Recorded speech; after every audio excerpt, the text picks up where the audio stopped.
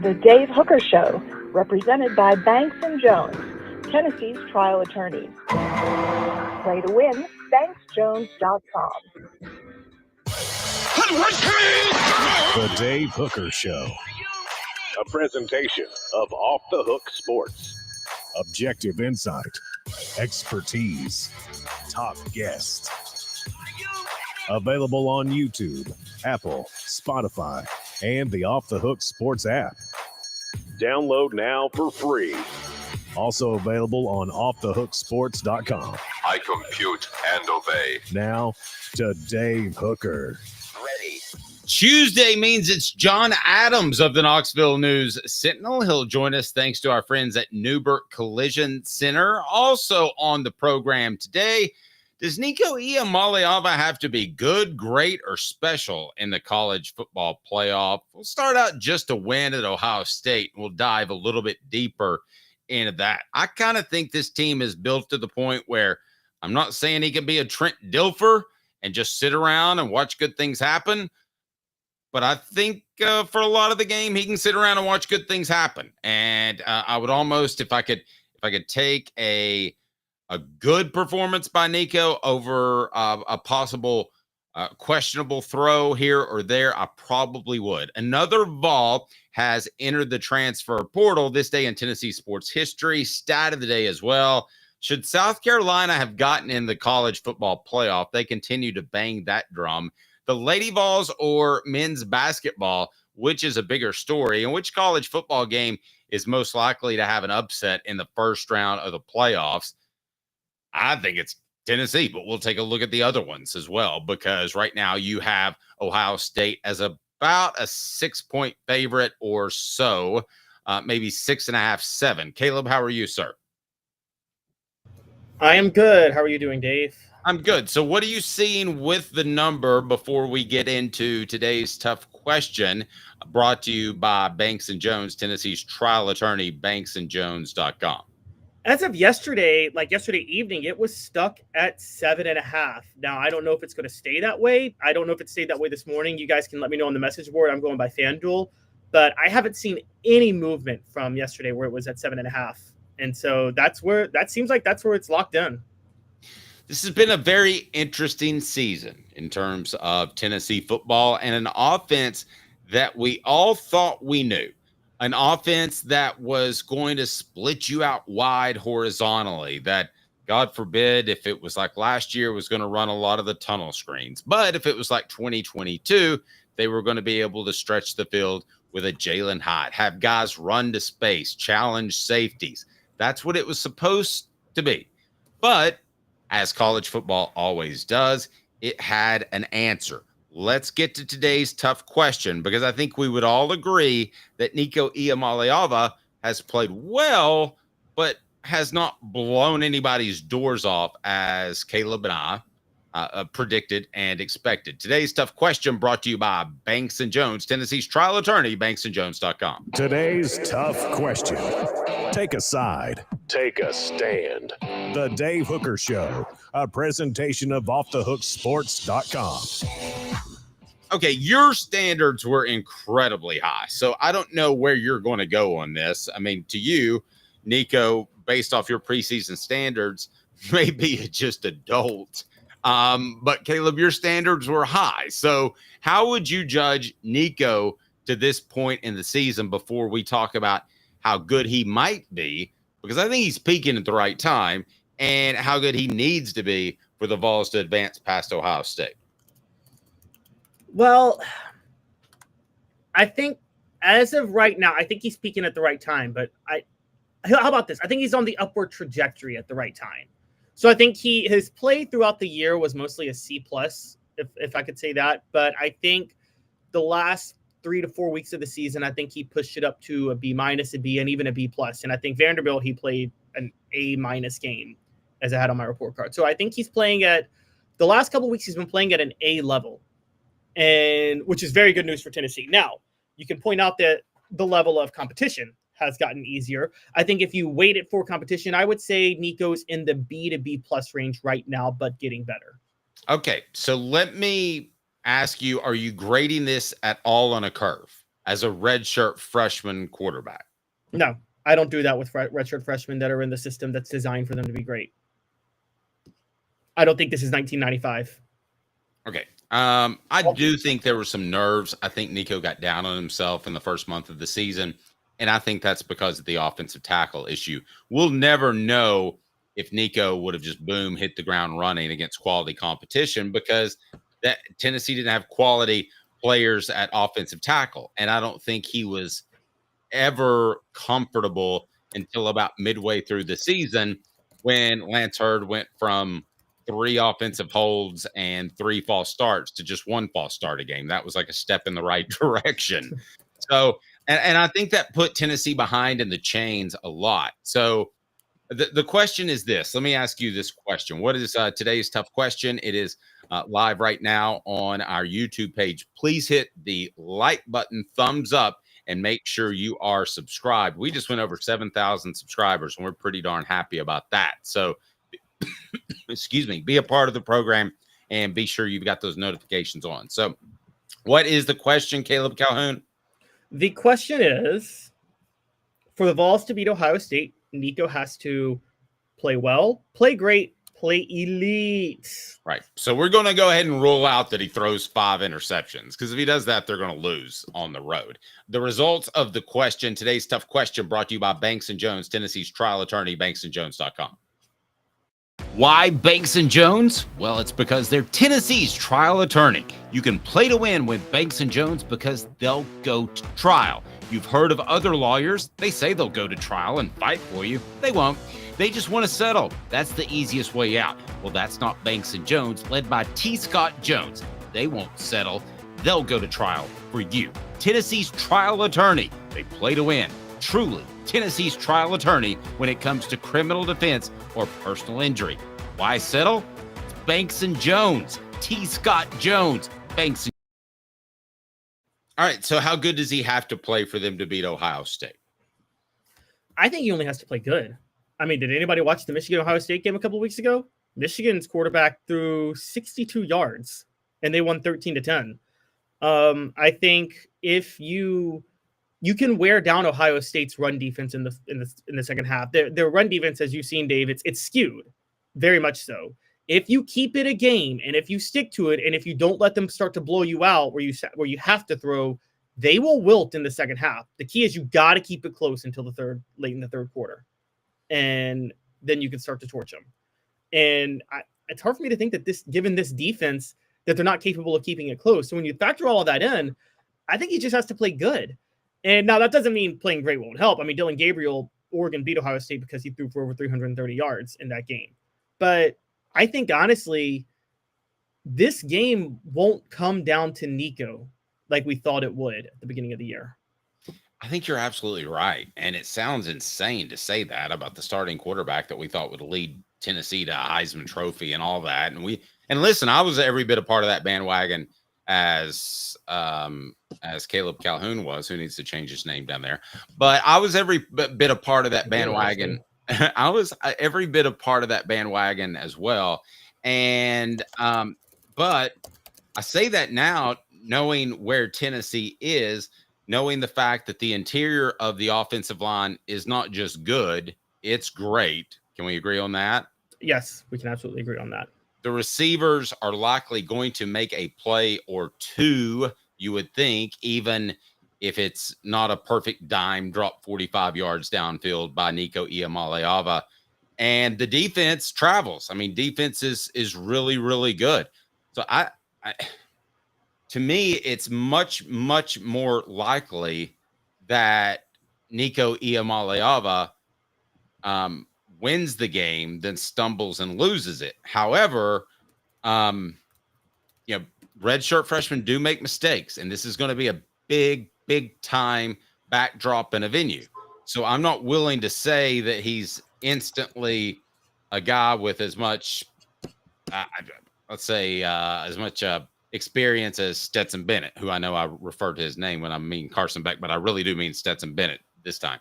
But because Stetson Bennett, you felt like you would go into a game, Caleb, at the end of his career, and he wasn't going to lose it for you.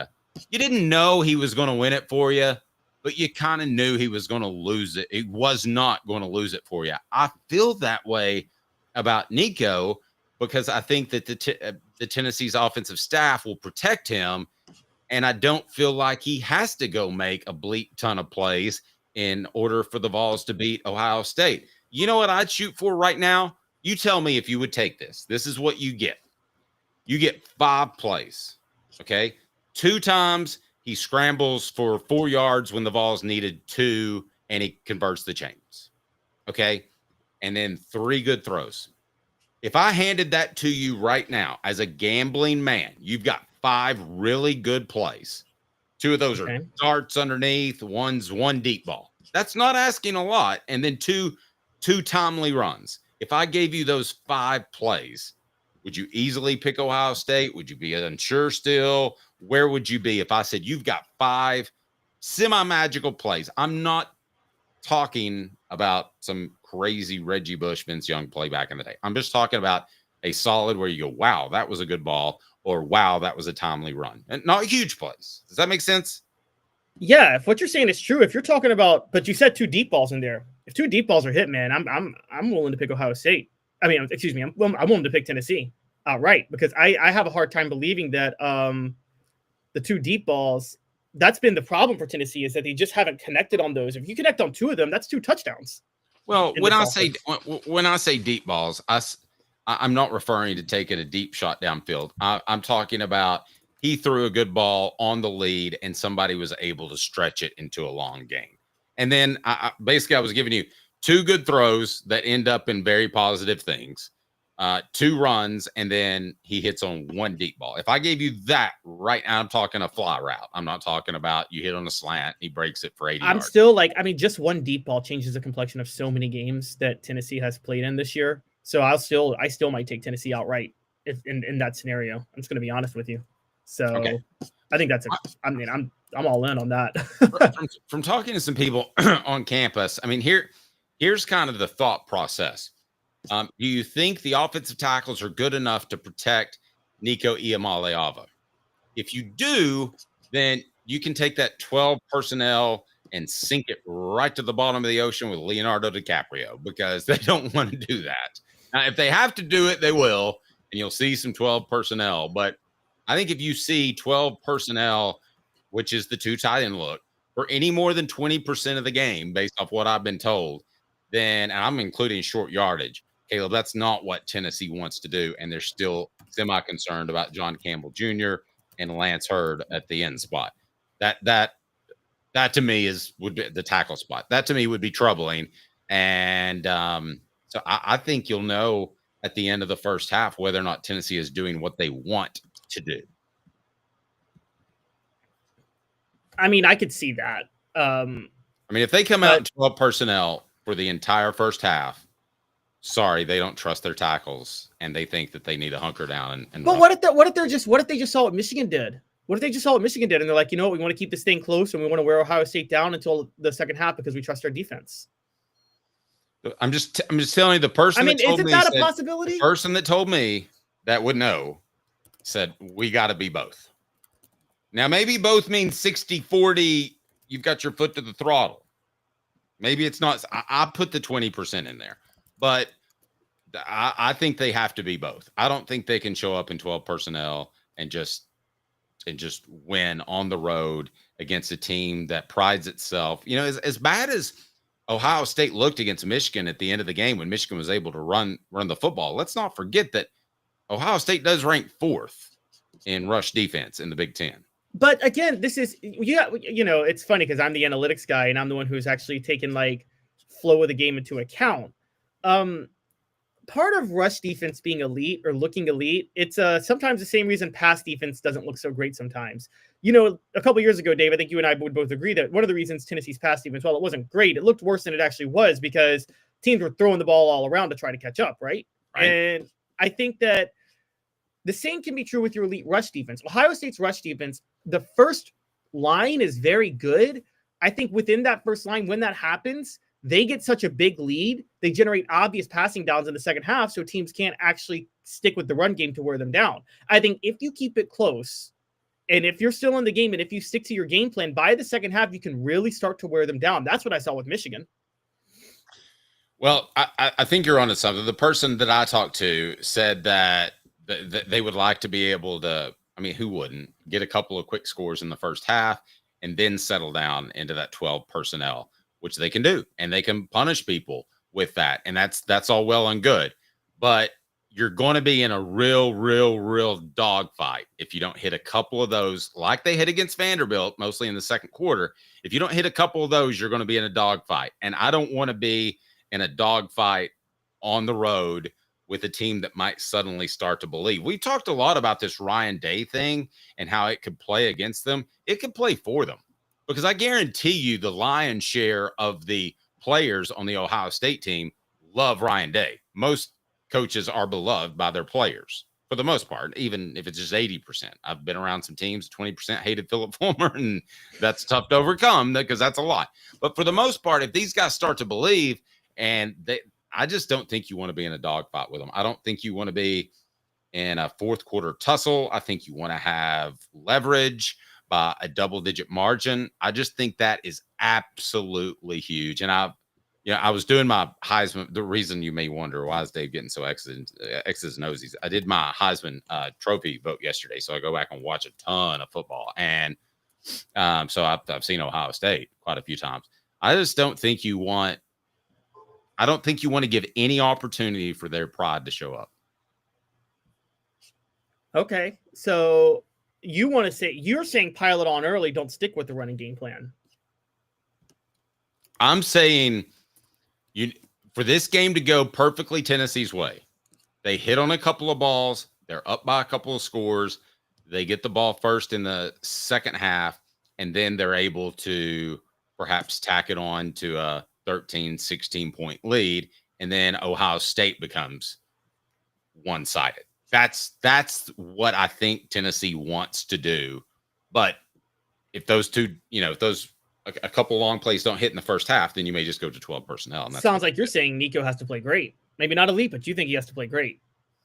Again, no, I don't. If you get a couple in that first half, if you get a couple of clutch runs in which an RPO, he keeps it and turns a 3rd and 2 into a 1st and 10, and you get a couple of darts thrown down the middle, I'll even take the long ball out. Okay, so let me say 4 plays. I think you need 4 significant plays from Nico. I don't think you need greatness. 4 significant plays is not greatness, is it? No. It's well, if in the first half, it kind of is, isn't it? Like 4 significant plays. I consider that pretty great. I mean, him and Hooker had, back in the day when Hooker was throwing 5 touchdown passes a day, let's be honest, Dave, Hooker had in terms of big plays that were significant, maybe 4.5. It's just 3 of those went for touchdowns. So It was I don't know. I think 4 significant plays can be pretty significant. Maybe my whole subconscious of I've got him at such a high level, I think by this time next year, he's going to turn in 8 great plays a half. So maybe that's ebbing into my thought process after talking to some people that know how they want to attack Ohio State. All right, what the H? It's brought to you by Medicare Misty. Say wham. Oh, we will say when. What the H? It's brought to you by our good friend Medicare Misty, and she offers you all kinds of Medicare advice, and it's free. What the? What was he thinking? Release the hounds. The Dave Hooker Show. Keep cool. A presentation of offthehooksports.com. All right, I'm going to go on blast here for a second. And I'm sorry. I know these are 19, 20, 21-year-old kids, and I should feel sorry for them. And things didn't work out. And I've often argued they deserve to get paid and they deserve to have the leverage to be able to transfer. But Chaz Nimrod leaving the program, announcing he's going to enter the transfer portal. This is a guy who is on the field. This was a guy who has an opportunity to play Ohio State in the college football playoff and advance and be a champion one day. And I'm sorry, for those of you that don't play sports, being a champion is a monster freaking deal. And I know high school coaches that are still chasing that after 30 years that go out and mow the yard and do everything else and probably make $45,000 with their their coaching supplement, and that's what they make. And Chaz Nimrod, I'm sure, is not starving, and he's going to enter the transfer portal before a college football playoff game. I mean, you can say something's wrong with this calendar, and we have, but I think the calendar's fantastic now, because if you don't want to be around, just cruise on out. Do not make the transfer portal after the playoffs, because I know there's another one. But if you do it then, and these guys have to be around the team and they don't want to be around the team, then I got no need for you. And I'm really disappointed in some of the guys that have left. Some were naturals because they weren't playing a role, but Chaz Nimrod was playing a role. And this is a choice of a young man where things got too tough. And I don't know if Tennessee asked him to leave. I doubt it, because they played him. But the bottom line is this is a cowardly move with so much to play for. All right. Now it's my turn. Dave, you and I have both talked about how Chaz Nimrod just doesn't have the wheels to keep this offense going the way it needs to go. He was playing because they don't have the health and the personnel they thought they had at receiver this year. Let's just call it what it is. You don't think that they were going to address that in the offseason? They have 3 receivers coming in this year alone. They have 3 receivers in this 2025 recruiting class. Braylon Staley is going to take a step forward. Mike Matthews is a budding superstar, arguably one of the greatest receivers of all time in Tennessee history when it's all said and done in terms of pure talent. Pure talent has the most raw talent of any Tennessee receiver I have ever seen. Mike Matthews does. Dante Thornton is gone, so Dante Thornton doesn't count, but Squirrel White's coming back. We agree Squirrel White's coming back, right? Well, I mean, I can't tell. He's got a baby, so I mean, does he see more? Not Dante, Squirrel White. Yes, Squirrel White. He's got a baby. Yes. Okay. Well, yeah, but I don't know if his draft stock's going to be where he wants it to be. But maybe we'll see what the NIL money is. Either way, I don't either. But you get 5 years in, and your life changes because you get that automatic. What's it called? You get the pension starting at 45 years old. Chris Brazzell or Chaz Nimrod, healthy. You're not even thinking. You're starting Chris Brazzell, right? Better receiver. Yes. Mike Matthews or Chaz Nimrod. Better receiver, Mike Matthews. Not even a question, right? No question. Okay. They have 3 more 4-star wideouts coming into the class this year in 2025, all of whom, my understanding, are more athletic than Chaz Nimrod, will all beat him in the depth chart. On top of that, there's Braylon Staley, which I talked about. And Nathan Leacock is still on the roster. I'm sorry. Chaz Nimrod was going to get pushed. You're right. He played some this year. He wasn't going to play next year. He was going to get pushed down the depth chart. Just like Caleb Webb played last year a good bit, didn't play this year once Mike Matthews arrived. They've built up the depth at receiver on the recruiting trail. Chaz Nimrod needs to get out and he needs to find his spot. And I don't know if you saw this, Dave, and you tell me, was this a shot at Tennessee? Caleb Webb retweeted the news of Chaz Nimrod hitting the portal, and he tweeted out 1,000-yard season coming for Chaz Nimrod. Was that just I support you where you're going, or is that a shot? Yeah, I mean, I don't think that's necessarily a shot. I mean, if anybody just took the shot, it was me, and I'll stand by it. And if Chaz Nimrod was standing right here, I would tell him the same thing. You are in the rotation, okay? You are in the rotation to play. If you don't think you can hold off, I'll give you Mike Matthews, okay? But if you don't think that you can hold off incoming freshmen, and when you see the fact that Tennessee is probably going to lose Squirrel White, I think, I don't know that. I've been working on that. But you are going to lose Brew McCoy. Dante Thornton, good Lord, we've been talking about him forever. What year is he now?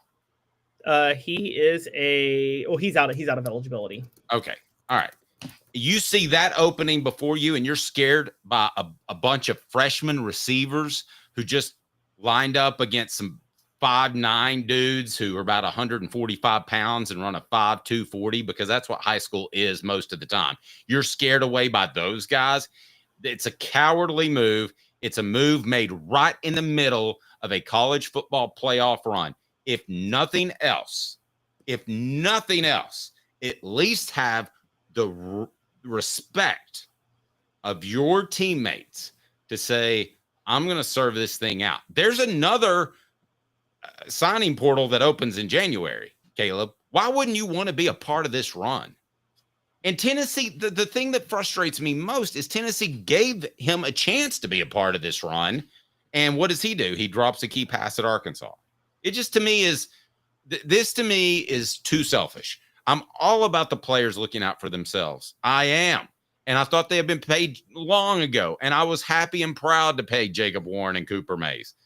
And I thought that the transfer, by the way, did you know the way the transfer portal used to work? If you transferred and the school didn't okay it, you had to pay your own tuition. Did you know that? Oh, I knew that. Yep. Yeah. So that's a financial penalty against the amateur athlete. But don't get me started. I defended you there. But I'm not going to defend you when you are 13 days away from playing in a college football playoff game. You fought this hard for all of that. And you're going to announce that you're gone. I did not have as much of a problem with Bison Lang or Khalifa Keith because I didn't think they had a home here at Tennessee. You had a home here. You would have played, and Caleb, maybe and you and I disagree. I'm not saying that he would have caught 40 balls, but he very well could have caught 16 to 18. And again, you leave on your own. He could have a sick family member. I don't know. But you don't announce it right now, right before the college football playoff. How selfish can you possibly be? I don't think it's selfish. I think he's trying to get to a place before the spring. Now, what I will tell you is this. It may not be selfish. It's more short-sighted than it is selfish because you have a chance at Ohio State, given how Tennessee against Vanderbilt, you saw they had to go deep into the rotation at receiver because of all the injuries they had. And given that fact, you have a chance against Ohio State on a national stage in the playoff to really make your name known and make a few big plays. Here's what I'll say. It's short-sighted. I'm with you in the sense of maybe transfer at the end of the spring if you're going to the college football playoff because you have a really good chance to make a name for yourself in the playoff. And then you can maybe hit the portal and think about this. You could command a lot more NIL money. And yeah. I want to ask you, your son's now 6 months old. Mine turned 20 over the weekend. I want to ask you what you would tell your son if they came to you and they said, I really think I should transfer. What the H brought to you by Medicare, Misty? I've been in business actually 19 years this year. I've been in the community since 1993. You're getting a lot of information. Unlike when you were working, they made the choice for you. Now you have to make the choice. Come to us and let us help you make it easy. Call Medicare Misty, MedicareMisty.com or 423-777-5577. Let us help them sleep at night. And we call her Medicare Misty. Okay, so the transfer portal, I want to be sure everybody's on the same page. Opens Monday, December the 9th and closes December the 28th. Okay, the spring window in April remains. The portal will only be in 10 days, lasting from April the 16th, shutting down April the 25th. So that portal is clearly not the one that most people want to be in because a lot of spots are taken. And I completely get that. But Tennessee could wait and be a part of this game in Ohio State that just happens to mean something. This young man may never get another opportunity to play in any sort of playoff again in his entire life. This is the dumbest, saddest move. And I ask you, as a father of 6-month-old Quincy, and I'm a father of 20-year-old Trammell, what you would say to your son if he came to you in this very predicament. It's a bet on your. It is a. When did you say the transfer portal window closes? 28th. So you theoretically could get, if I'm right, one game. You get just one. Game. You couldn't get 2 games on your belt. Okay. Yeah, this is where it's stupid. It's a tougher decision if you beat Ohio State. And then you got to think about it, going long term. But you can literally play the Ohio State game. You have a chance to make a big splash in the Ohio State game. And if you don't, you could transfer after why would you not wait at least until after the Ohio State game? It doesn't have any impact on you whatsoever to play that game. You can transfer afterward. And the window's still open. Well, it's because you're about as tough as a tissue of cleaning. That's why. That's really not a smart move. Unless there's been some tampering we don't know about where someone's offered him a ton of money and was like, we need you to come now. But if that's been the case, then you should stay you should definitely stay. You should say, thanks for the money. I'm going to see how this thing plays out. I mean, this to me is more akin to a cry for help. Yeah, it's somebody please pay me because I dropped the ball in clutch situations and I'm not very fast. I hate to be this hard on one guy. Again, if you're part of the two deep, and none of the guys we've talked about were, but if you're part of the two deep and you've gotten on the field, you just quit on your teammates. I wouldn't take Chaz Nimrod if he called me and he said, hey, I love what you're doing at Arizona State. My dad just won the lottery. I would like to pay $10 million in NIL to come there. I wouldn't take it. Okay. I agree with you because of the Ohio State game. I don't think it's as clear-cut a decision if Tennessee beats Ohio State, though, for Chaz Nimrod. From the other perspective, let me ask you this. You think Tennessee's really hurting with Chaz Nimrod going, though? Yeah, but you're going the pragmatic route, and I appreciate that. He did not play a lot. He was not a big part of the future. I agree with everything you've said, but the bottom line is this is a cowardly move. Okay, I mean, it's also maybe a business move, though. But look, again, I am wait till after the Ohio State game. It's not. I don't know if it's cowardly. I think it's just stupid. Like, I think it's just dumb. Like, you have the Ohio State game. You can play that. You have a chance to really make a name for yourself in that game. I just think it's stupid to not play that game, honestly. So I think that's where I'm at with this. Is like, I don't get why he wouldn't play in the Ohio State game. It just doesn't make sense to me. Maybe you could figure out something on that, Dave. But I don't. I'm working on that. But right now, I've got Chaz Nimrod's transfer announcement was stupid, disloyal to his teammates, a business decision. And I'm all about business decisions, guys. I'm all about them. Okay. I mean, that's what I'm predicated on. So I think I have some sense of whether or not this is a good business decision. This to me sounds like when I check your references, they're not going to be real good. Okay. He's a part of the rotation and he left us a week before or 10 days before the Ohio State game. How does Josh Heupel respond to that? You don't even have to say anything. There are times with bad kids where you don't have to say anything. You just go, and the other coach knows that you think he's a piece of junk. That's the bottom line. And I'm disappointed for him. I do not think that he was so far removed that he was not going to play. I think he could have been like a back in the day Craig Faulkner type that just keeps playing, keeps making catches. He's a solid player. Be proud of him one day, offer him a job as a financial investor that makes $250,000 a year coming out of school because he's not an NFL player. It's the old rule. Keep your nose clean, fight hard for Tennessee, and you're going to be taken care of. So he can just kiss that goodbye. And whether or not he goes to Wofford State or whatever, I'm willing to bet they don't have as strong of a donor base. I can tell you, though, Dave, I think you're saying – I think it was clear cut that he was going to be buried by next year. That's my argument. I think he was going to be totally buried in the depth chart by next year. And I think you may be right, but that's not where I'm coming from on this. So, you would agree. I think you would agree with me that he was not one of those guys shown the door, right? No. I've said that. Play the Ohio State game. The decision making comes after the Ohio State game, but play that game. You can still transfer. This window's still open. But you and I both know, Dave, you don't, as we said, if you're going to transfer, you don't want to transfer in the spring window. You want to transfer in the winter window. And okay, but why not? If you believe in yourself, you just said bet on yourself. So bet on yourself and play this Ohio State game and transfer in the spring window. Well, you could still transfer in the winter window, even if you play the Ohio State game. That's why I'm saying it's stupid to transfer now. You could play the Ohio State game. Let's say they win and you're a part of something special. Are you going to give that up? I don't understand how you even look somebody in the face on your football team. Again, because you're a contributor. It's not Khalifa Keith who's at the very end of the bench. And that's to me they put you in clutch situations to make plays. They believed in you. There we go.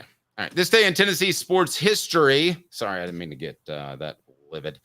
Tennessee sports history is brought to you by our good friends at Sports Treasures, carrying over 5 million sports treasures and so much more. Follow on Facebook for the best sports memorabilia. Daily updates, Sports Treasures TN, Sports Treasures TN on Facebook. And go ahead and give us an update on the poll question before we get to this day in Tennessee sports history, please. Alrighty. Chaz Nimrod's transfer announcement was stupid, disloyal to his teammates, a business decision. Do you want me to give you who's winning? After I tell you about the Hemp House, the premier hemp dispensary online with a wide variety, great selection, and strict standards, Hemp House Chat with 2Ts.com, Hemp House Chat with 2Ts.com. And while you're shopping online, don't forget our good friends at Hound Dogs of Knoxville. That's hdknoxville.com, hdknoxville.com. So what do we got, Caleb Calhoun, as our this day in Tennessee sports history? On this day, well, let me give you the poll results first, right? Oh, yeah, poll results, sorry. Disloyal to his teammates leads by a plurality at 45%, then a business decision at 39%, and then was stupid is 16%. I actually go with was stupid. I think it was just stupid. It was short-sighted on his end, particularly to transfer right now. So that's mine. All right, on this day in Tennessee sports history, 15 years ago today, Eric Berry walked away with an award that was really just we're sorry we didn't give this award to you a year ago because you more deserved it then, which is, I'm talking about the Thorpe Award. Yeah. It was one of those he was a season-long front runner. And even though he was playing, it was a Lane Kiffin year, he mostly played linebacker in Monty Kiffin's system that year, honestly, than he did secondary. But Dave, you covered that team. Let's be honest. They just felt bad that they didn't give it to him the year before when he clearly deserved it. Yeah, those awards are actually worse than the Heisman. You know how we talk about you have to have some preseason hype for those awards? You do, because I was going through this when I was doing my Heisman vote yesterday, and no, I figured out who Ashton Jeanty was. I didn't know who he was really in the beginning of the year, but I figured it out. And some of these others, though, like the Doak Walker, who just has him as a semifinalist, I don't know. It's almost like they want to stick by their preseason watch list or something. It's bizarre. This day in Tennessee sports history brought to you by Double D Piping. Double D Piping provides full service fire protection on any scale. From residential homes to government facilities, we can assist any customer through design, fabrication, installation, inspection, and demonstration of fire suppression systems. With 30 years of service across 5 states and a full staff with over 40 years experience, our quality can't be beaten. Don't get caught watching what you could have prevented. Call Double D Piping, the absolute best. All right, stat of the day coming up. Also, we will get to John Adams of the Knoxville News Sentinel. He joins us each and every Tuesday, brought to you by Neubert Collision Center. Stay tuned. He's Caleb Calhoun. I'm Dave Hooker. The show represented by Banks & Jones, Tennessee's trial attorney, banksandjones.com. I've been in business actually 19 years this year. I've been in the community since 1993. You're getting a lot of information. Unlike when you were working, they made the choice for you. Now you have to make the choice. Come to us and let us help you make it easy. Call Medicare Misty, MedicareMisty.com or 423-777-5577. Let us help them sleep at night. And we call her Medicare Misty. Now in its 45th year, the second and third generations continue Joe Neubert's commitment. His vision of what this business needed to be, we still try to live up to that. Joe Neubert Collision Center. Why Banks & Jones? Well, it's because they're Tennessee's trial attorney. You can play to win with Banks & Jones because they'll go to trial. You've heard of other lawyers. They say they'll go to trial and fight for you. They won't. They just want to settle. That's the easiest way out. Well, that's not Banks & Jones, led by T. Scott Jones. They won't settle. They'll go to trial for you. Tennessee's trial attorney. They play to win. Truly, Tennessee's trial attorney when it comes to criminal defense or personal injury. Why settle? It's Banks & Jones. T. Scott Jones. banksandjones.com. Dave Hooker here for Dynasty Pools and Spas, your home for the best spas and everything you need to jump right in. Relaxing, therapeutic, absolutely. But what sets Dynasty Pools and Spas apart from others is that you get everything with any spa purchase. You get the cover lift, the steps, delivery, and chemicals. When Dynasty Pools and Spas delivers your spa from their Athens location within 125 miles, you'll get your own personal hydrotherapy spa. Mention me, Dave Hooker, or Off the Hook Sports, and get $500 off your top quality new spa. Dynasty Pools and Spas, just off the Athens exit. Drop in and receive a free gift from Off the Hook Sports, Dynasty Pools and Spas. Mention Off the Hook Sports for a drop-in prize and that $500 discount, Dynasty Pools and Spas. To check out some of the Dynasty Spa models and to buy spa chemicals, go to dynastypoolsandspas.com. Dynasty Pools and Spas. The Dave Hooker Show, represented by Banks & Jones, Tennessee's trial attorneys. Play to win, banksjones.com. He tries very hard. The Dave Hooker Show. All I know is when we win a game, it's a team win. When we lose a game, it's a team loss. A presentation of Off the Hook Sports. Sideline! Touchdown! Unbelievable! YouTube, Apple, Spotify, and the free Off the Hook Sports app. Back to Dave Hooker. I was trying to work on some more things to see if I could find out more about that Chaz Nimrod situation. I'm just completely blown away by that. I just didn't see that one coming. And I would say this, perhaps to ease this sort of transition, Caleb, maybe it would be wise to have, do you have the calendar, the transfer portal calendar by chance? I do not. You're going to have to talk to yourself a second because I unplugged my headphone. I do not. I can pull it up right now. The college football transfer portal dates for the winter and the spring. Okay, so what is it again? I'm sorry. So the portal opens on Monday, December the 9th, which was yesterday, and closes on December the 28th. You pointed that out. Then the spring window, that portal only lasts 10 days, from April the 16th to April the 25th. And then there is another portal window, I believe, isn't there? Nope, that's it. That's apparently it. Okay, then that's just stupid. Why wouldn't you let the kids transfer after the season is complete? Well, it's because it's not about the season. It's about the classes. The season ends in the middle of the second semester for almost all colleges. So they can't leave class during that time. Okay. Again, should class really matter at this point? Stat of the day is, just come on. Let's just make this thing. It's football. They can come back and go to school if they want to. That's all well and good. It is time for the stat of the day. Stat of the day brought to you by Commercial Bank. Bank on it. Stat of the day. It'll get you thinking, and it's brought to you by Commercial Bank, member FDIC. That's where I bank, local you can trust. Commercial Bank is your neighborhood bank. What makes us different from other banks? We understand that every customer has unique opportunities, challenges, and financial concerns. We don't expect you to fit into the same box as the next person or business. Whether it's purchasing a home, saving for your child's future, or planning for your next vacation, we're with you every step of the way to navigate life's big decisions. Commercial Bank. All right, bank on it. What's our stat of the day, Caleb? What do you got? Our stat of the day is this year marks the second time in Tennessee history since the polls began ranking teams 1 through 25 instead of a top 20 or top 15. Marks only the second time that Tennessee finished the regular season in the top 10 with only one win against a team that finished the regular season in the top 25. Okay, say it one more time. This marks only the second time ever that Tennessee does not have more than one win against a team that finished the regular season in the top 25, but they still finished the regular season in the top 10.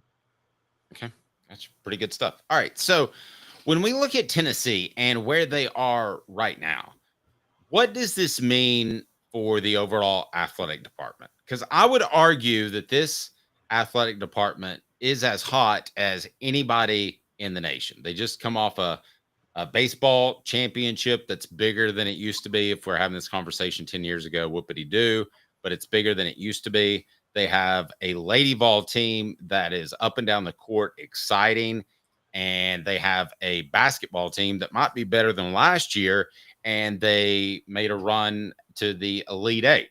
Now, obviously, that's all icing on the cake. Football is playing for a national championship in the playoffs. I can remember being but a young fella and walking around after Tennessee won the national championship in 1998. So at the time, we had Jerry Green doing Jerry Green things, which were exciting, even if they weren't great. And, they made runs. They were fun to watch. I knew fundamentally that they had issues and that they weren't going to advance far in the tournament, but neither here nor there. It was fun to watch. And let's face it, the bar was much lower for men's basketball than it is now. You, of course, had Pat Summitt. I'm not suggesting that Kim Caldwell can even come close to Pat Summitt, but I am telling you that it's an exciting brand of basketball. And with the men's program, which I believe would have to be considered NCAA championship tournament medal, and you have the football program, this has been the best that Tennessee athletics has been, I would argue, since the late 90s, early 2000s. As a matter of fact, I would argue it's the best Tennessee's athletic department has been since those infamous numbers, 4 zeros, showed up in Atlanta, Georgia in the 2001 SEC championship game. I think Tennessee's at its highest since then. I can't go higher than that because you've got to have a national championship in your biggest sport, which is football. But Caleb, pretty heady stuff when you look at Tennessee's entire athletic department program. I agree. So there's a rare moment for Tennessee. You're going to love this, Dave, because I just tracked it. There was a 1 week period where Tennessee hype was at its peak. You ready for this? And it was that 98 season you're talking about. Yes. All right. So after Tennessee beat UAB in football on November the 7th in 1998, I'm sure you covered that game. Yes. The most forgettable game of the 98 season. Mm-hmm. That following Monday, Tennessee debuted at number 1 in the AP poll because Michigan State had upset Ohio State. So Tennessee was number 1 in the AP poll. The basketball season was about to open that week. Tennessee was number 9 in preseason men's basketball. The Lady Vols were number 1 in preseason men's basketball and were 3-time defending national champions. Now, unfortunately, that magic didn't last because Jerry Green being Jerry Green, Tennessee basketball lost their opener that Friday to Arizona State by 1 point. And then that Saturday, Tennessee almost lost to Arkansas in football. But yeah, there was a 4-day period where they were number 1 in 2 separate. There was a 4-day period where they were number 1 in football, number 1 in women's basketball, and number 9 in men's basketball, and 3-time defending national champions in women's basketball at the same time. I think that's like the peak week of Tennessee athletics. But man, is this one close. So for those who don't know, and we're going to talk about this on the hardwood with John a little bit later, but the number 1 in men's basketball, the number 19 in women's basketball, they're in the top 10 in college football and in the college football playoff, and they are defending national champions in baseball. And so they are on a roll right now.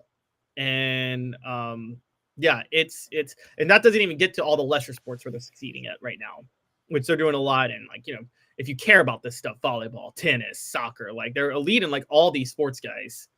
And so, look, this is a very exciting time because, and I don't know how you feel about this, Dave, but if I'm ranking the sports by importance, I'm going football, men's basketball, women's basketball, baseball, in that order. Well, you're going by the revenue model. Yes, I am. Okay. So as a matter of fact, I put that poll question up. I'm most excited about men's hoops, women's hoops, baseball. I did not put football on there because I know it would have ran away with it. So those are your choices right now. Men's hoops up at 80%. Yeah, I kind of expected men's hoops to be pretty good, not as good as Caleb. So I think I'm probably more excited about the future because I'm taking emotion out of it. The future of women's hoops, that I think they can actually win a championship with this style, and baseball, which has and will win another championship. So I'm a little surprised to see the voting so heavy on men's hoops. I think there is hope that what's the one sport that has not held up its end? Men's hoops. Women's basketball, women's basketball, baseball, and football all have national championships to their resume. Men's basketball doesn't even have a Final Four. And I think many people are desperately hoping for Tennessee to get there. I think if Tennessee could win a national championship in men's basketball, They would join, I believe it's like Michigan State and like 2 other schools to have one in men's basketball, women's basketball, and football.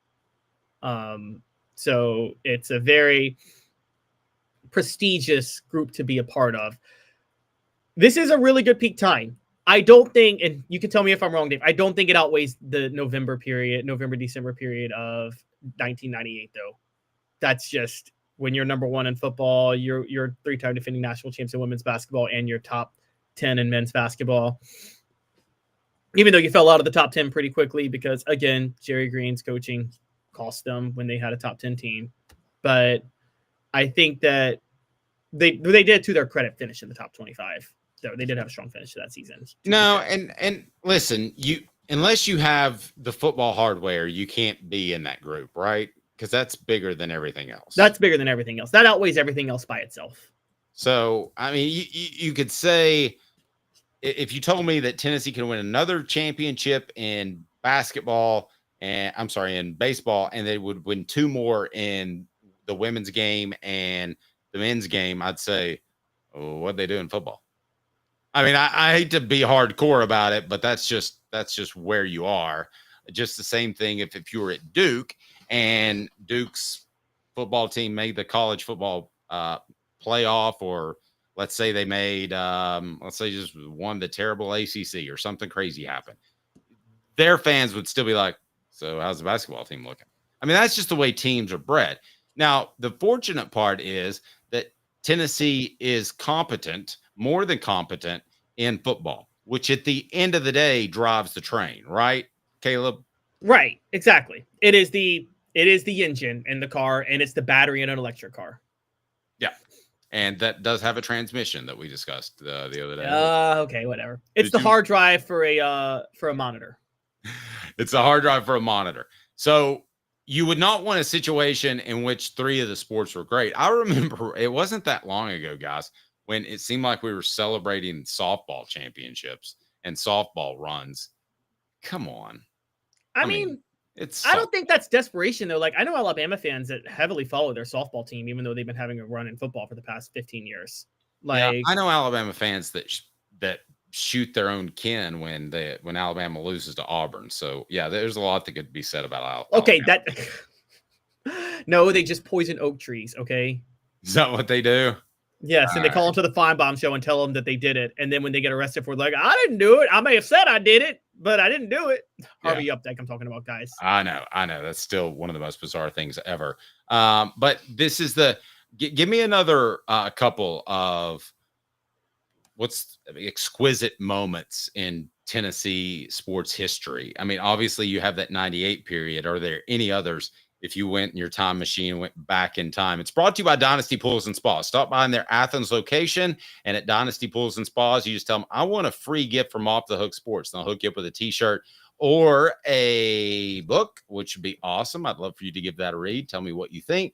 And you can get $500 off any spa you choose if you decide to do so. Dynasty Pools and Spas, the high water mark in Tennessee athletic department history. What's the professor got coming up next on Off the Hook Sports? Dave Hooker here for Dynasty Pools and Spas, your home for the best spas and everything you need to jump right in. Relaxing, therapeutic, absolutely. But what sets Dynasty Pools and Spas apart from others is that you get everything with any spa purchase. You get the cover lift, the steps, delivery, and chemicals. When Dynasty Pools and Spas delivers your spa from their Athens location within 125 miles, you'll get your own personal hydrotherapy spa. Mention me, Dave Hooker, or Off the Hook Sports, and get $500 off your top quality new spa. Dynasty Pools and Spas, just off the Athens exit. Drop in and receive a free gift from Off the Hook Sports, Dynasty Pools and Spas. Mention Off the Hook Sports for a drop-in prize and that $500 discount, Dynasty Pools and Spas. To check out some of the Dynasty Spa models and to buy spa chemicals, go to dynastypoolsandspas.com. Dynasty Pools and Spas. Okay, so the poll question is this. I'm most excited about men's hoops, 77%. Women's hoops, 13%. Baseball, 10%.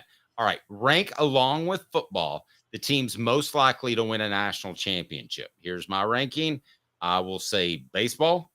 I will say football, I will say men's hoops, and then women's hoops. And no shot at Kim Caldwell. I haven't seen enough yet, but I do like what she's doing.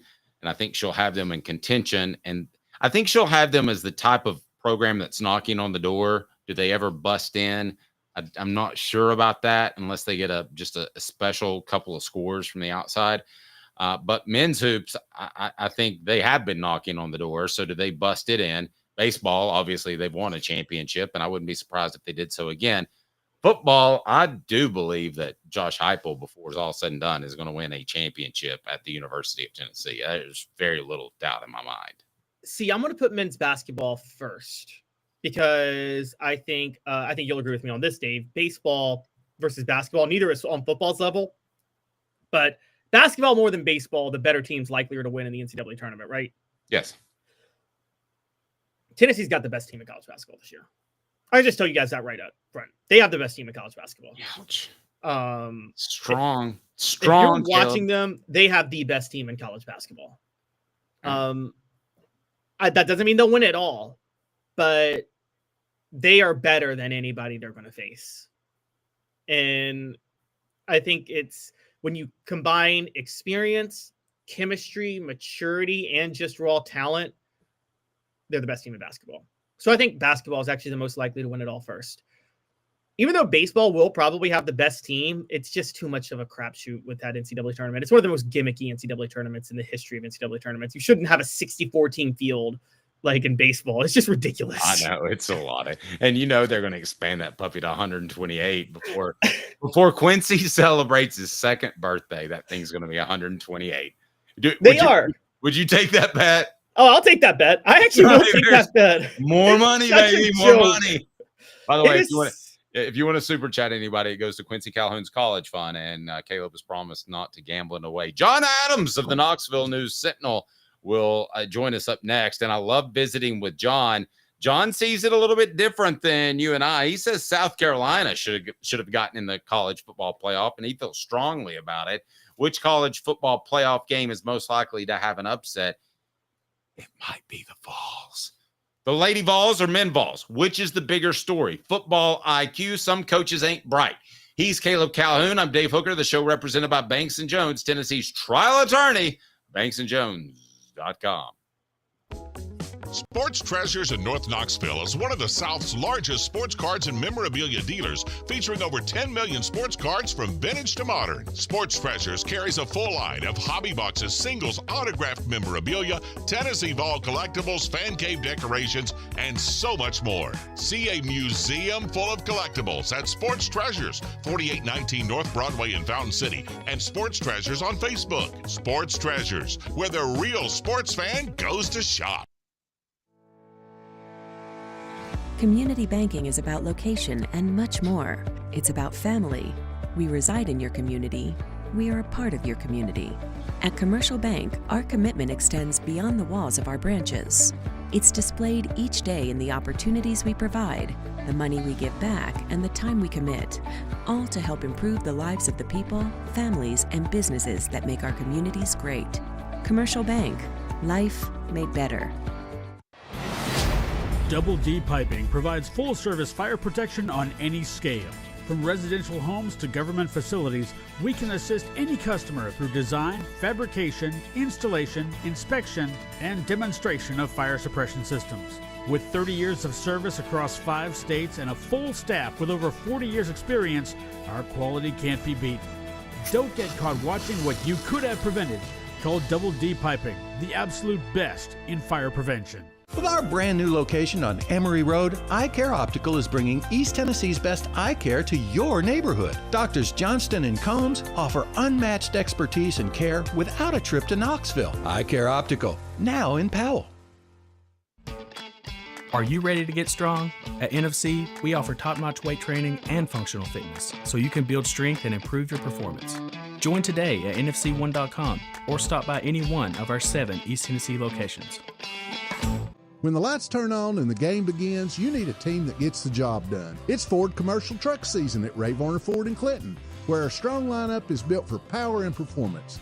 Step up your game in this new 24 F-150 4x4 Super Crew, $46,997. At 250 cargo van, $50,950.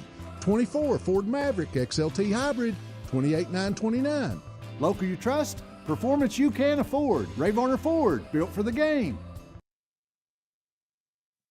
All SEC center Cooper Mays here. 4th down. No, it's on 4th down, Coop. It's ready to get rolling. Why don't you shut the hell up? Okay, I'll do that too. The Dave Hooker Show, represented by Banks and Jones, Tennessee's trial attorneys. Play to win, banksjones.com. Who's this guy? Hello, wizard. The Dave Hooker Show, a presentation of Off the Hook Sports, YouTube, Apple, Spotify, and the free Off the Hook Sports app. Back to Dave Hooker. So, Caleb, I don't want to be redundant here, but you said that you thought the college football playoff got it right as far as the 12 teams that made it, correct? Did you? No, I'm sorry. You thought that in the initial, the one that happened on Tuesday. Yes. The only thing I had said was that I didn't like Alabama behind SMU. I thought Alabama should have been ahead of SMU, and I've been pretty consistent on that. I thought all 3 9-3 SEC teams should have been ahead of SMU and Clemson, and just that winner should have gotten to the college football playoff. But neither one of them should have been ahead of them. I also will say this: I think all 3 should have been ahead of Indiana. All 3 should have been ahead of SMU and Indiana in the playoff. Indiana. How about Notre Dame? Who should have been ahead of Notre Dame? Notre Dame and Penn State have better resumes than Indiana. You can't put Notre Dame. Where would you have Notre Dame in general? Oh, I would have Notre Dame. I'd probably have them where they are. I had a problem with them being ahead of Georgia, but now Georgia's seated higher than them, so that doesn't matter. But I would have had Georgia ahead of Notre Dame because you have to value schedule strength. But I wouldn't have had Notre Dame ahead of 9-3 SEC teams. But I would not have had Indiana or SMU ahead of those 9-3 SEC teams. Here we go. He was lurking behind the corner in the backstage. John Adams of the Knoxville News Sentinel. How are you, sir? I'm lurking. You're lurking? Do you have like the cigarette, like the X-Files, like you're actually pulling all the strings of the college football playoff and no, if I were doing that, it would look a little different. Okay, well, let's get into that right now. By the way, did you get your Heisman vote in? You want to tell us who you voted for? Because that's some big violation now. Yeah, what are they going to do? Kick me off the Heisman? Boy, that would be devastating. There are only 9 million people voting on that award. I know. I almost didn't vote because I was having issues with the link, and Me I said, too. I'm not spending this much time on it, and so I went back and checked later, and I was able to do it for some reason. Yeah, it gave you no confirmation that you did it. So, like, you did it, and I got an email confirmation an hour later. I wasn't sure I did it. I just happened to see my email, and I did it. Anyway, we won't share who. Yeah, who we it's voted probably easier to speak to the. You what? You said what? for. I was listening to you. You broke up. Oh, I'm sorry I broke up. I'm all broken now. That's okay. Yeah, I'm just curious. Did you reveal your? No. I'm not going to reveal my vote. I mean, goodness gracious, that's about all I got going for me nowadays. So, but I would offer this. Why is the vote not done after the season? That's ridiculous. It's one of the many things that's wrong with college football. It's a great sport, but they could make it so much better. Now, particularly with a 12-team playoff and you play all these games. I mean, and what if Boise State goes out and beats a Power 5, Power 4 team? I think some people will look at Ashton Jenney differently if that happens because Boise State's out there in the Mountain West. He's the one that would have something still to gain here. But those are the biggest games. If some player stars in the playoffs, you don't think that would factor heavily into Heisman voting? Goodness no. Of course, some people will still vote into first day of December just to get it over with. Well, I know who I want. I'm not changing my mind no matter what happens. Yeah, that's good strategy. Yeah, that's a really good strategy. All right, so we're not going to get into the Heisman voting, because if John and I give ours out, then we get flogged by a big cane right in the middle of downtown Birmingham, where the SEC office is. So, but Caleb, who would you have voted for? You got 3 votes. Who would you have voted for? I mean, by default, given the finalists, I guess I'd go Cam Ward. But guys, I got to be honest, this is the worst Heisman field I think I've ever seen. I disagree totally. I think it's a great Heisman field, and Cam Ward didn't even make my top 3. I'll tell you that. I think it's a horrible Heisman field. When the front runner is a group of 5 player, it's a terrible field. I think Travis Hunter's a front runner. I don't think there's any doubt about that. I think Travis Hunter's I've seen some more highlight clips. Travis Hunter is a very overrated cornerback. He gets burned a lot when he plays. He makes big plays, but he also gets burned a good bit too.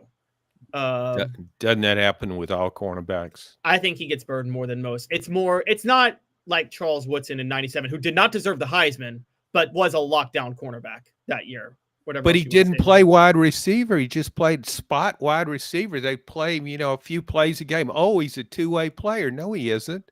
Travis Hunter's a true two-way player.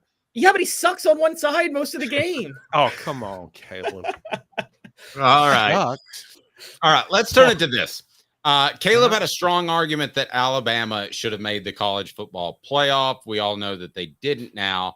You, however, were a bit in the minority, John. You argued strongly that South Carolina should have been the final team to make the college football playoff. I say this not insulting at all, but you're the only person that I've heard say that. So I wanted to explore that a bit, because I do think it speaks to the overall depth of the SEC when you're talking about traditionally the 8th, 9th best program, put together a team that was, at least in your mind, college football playoff worthy.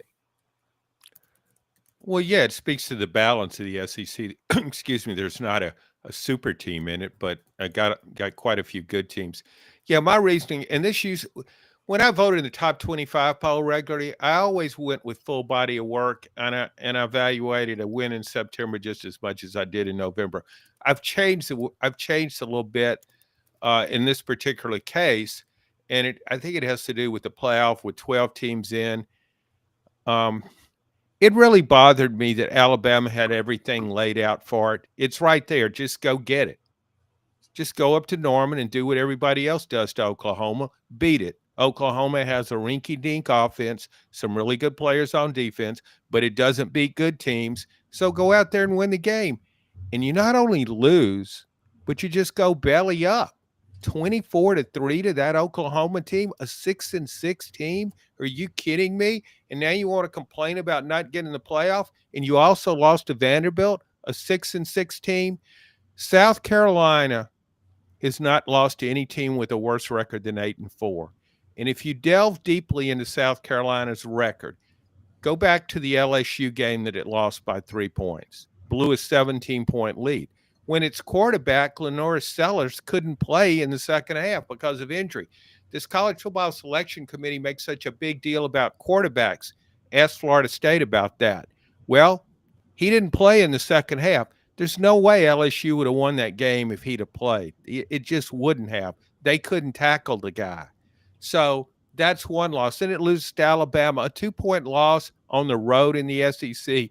Excuse me. Yeah, that's head-to-head. But, I mean, to me, that's I don't make a big deal out of that. A bad loss to Ole Miss on its home field, got hammered by Ole Miss. But Alabama has, to me, 2 really bad losses. That Oklahoma loss was bad. And I weigh it more because look what Clemson did. It's fighting to get in the playoffs. What does it do? It wins its last 6 games.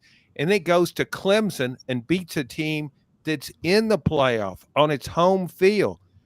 You want to weigh that against SMU a week later, which couldn't beat Clemson on a neutral site?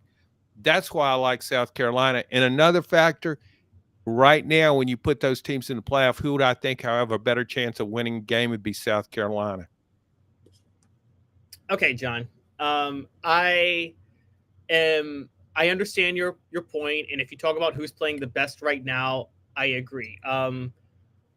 But I do think with college football, you have to factor in overall resume. And Alabama's strength of schedule is higher. Their quality, by every metric that you could use, you could Google search any strength of schedule, Alabama's is higher. Their number of quality wins are higher.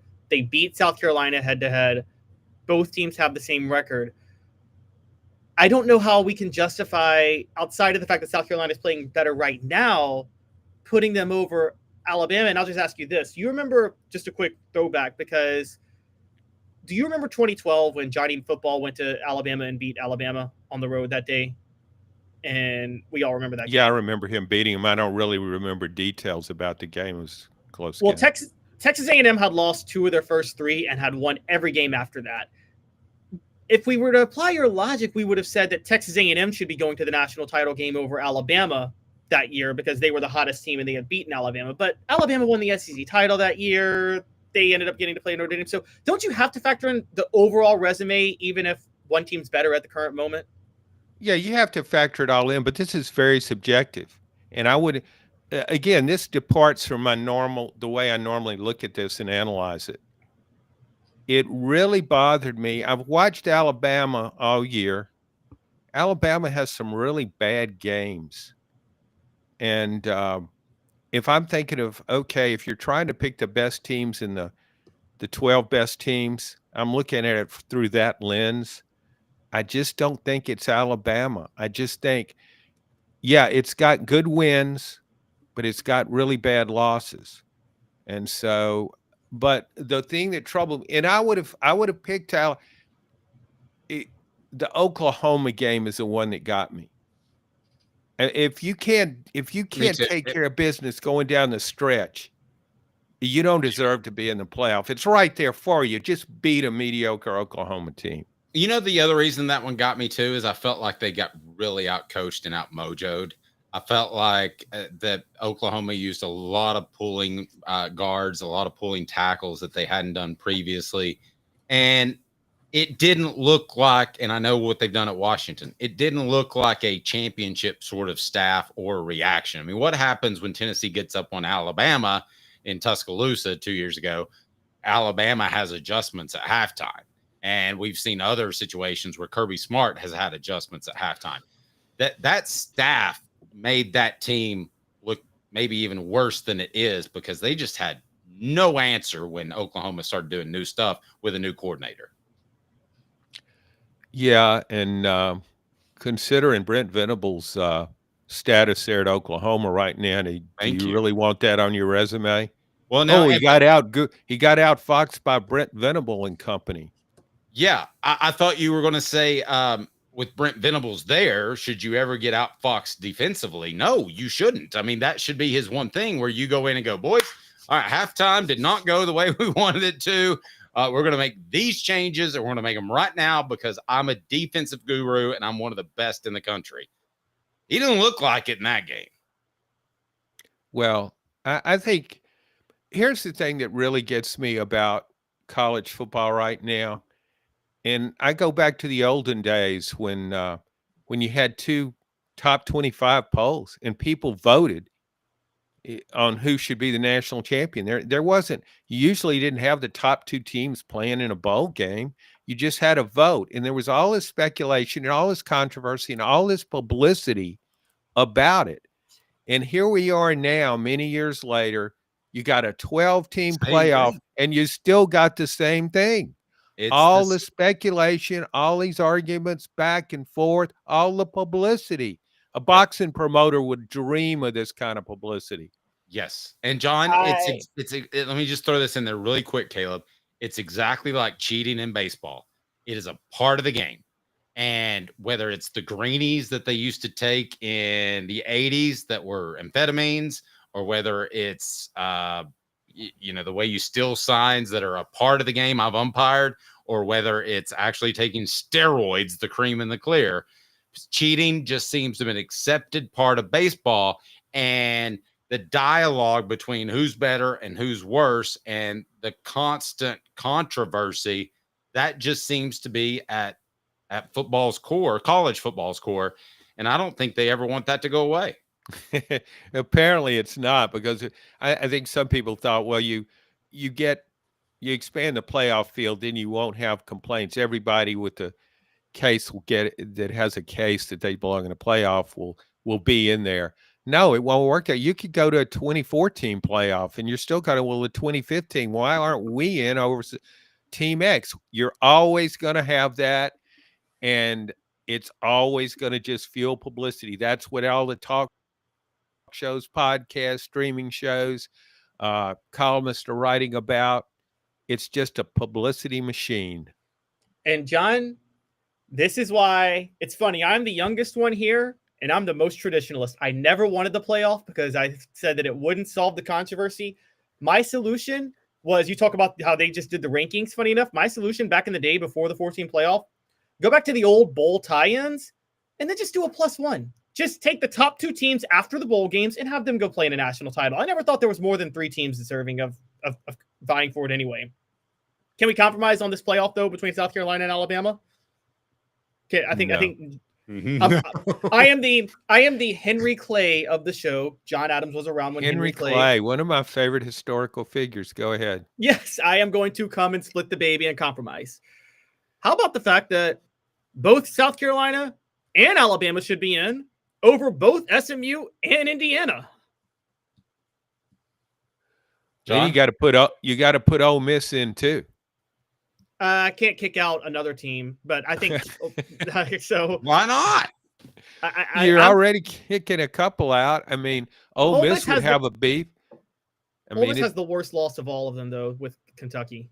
So, well, that probably should be a stipulation with the committee. If you lose to Kentucky, then you can't be in the playoff. It doesn't matter what else you do. You're out. You're talking to somebody that in September said, if Indiana's in this thing, we just need to blow the whole damn thing up. And look where I am now. Well, so I tell you they what. They don't belong in. They have no business being in. Well, but they're in. But they're in. I tell you what, you also could look at Notre Dame. I don't think Notre Dame belongs in. Everybody else is in a conference, and you say, oh, yeah, well, if you impress us enough, you're Notre Dame, so you can play too. No, it has no business being in the playoff. And it lost to Northern Illinois. Northern Illinois wasn't even the best team in the MAC. No, it was that's a good point. I see Notre Dame at least can hang their hat. It's not a great win, but Texas A&M's an okay win. I mean, their best win is the same win that Texas's best win is. Yeah, but I'm going to go back to what John said. I think that was a staff that's coming together, and that's why I factor more what I usually am as a whole resume thing. Yeah, I'm going to factor more what teams do late. It's why I would like Tennessee a little bit better because I think Nico's playing at a higher level. It's why I don't like Notre Dame as much because I think they beat an A&M team that was still finding its way. Yeah, and let's let Connor Wigman throw another pass, okay? It hit the turf. He entered.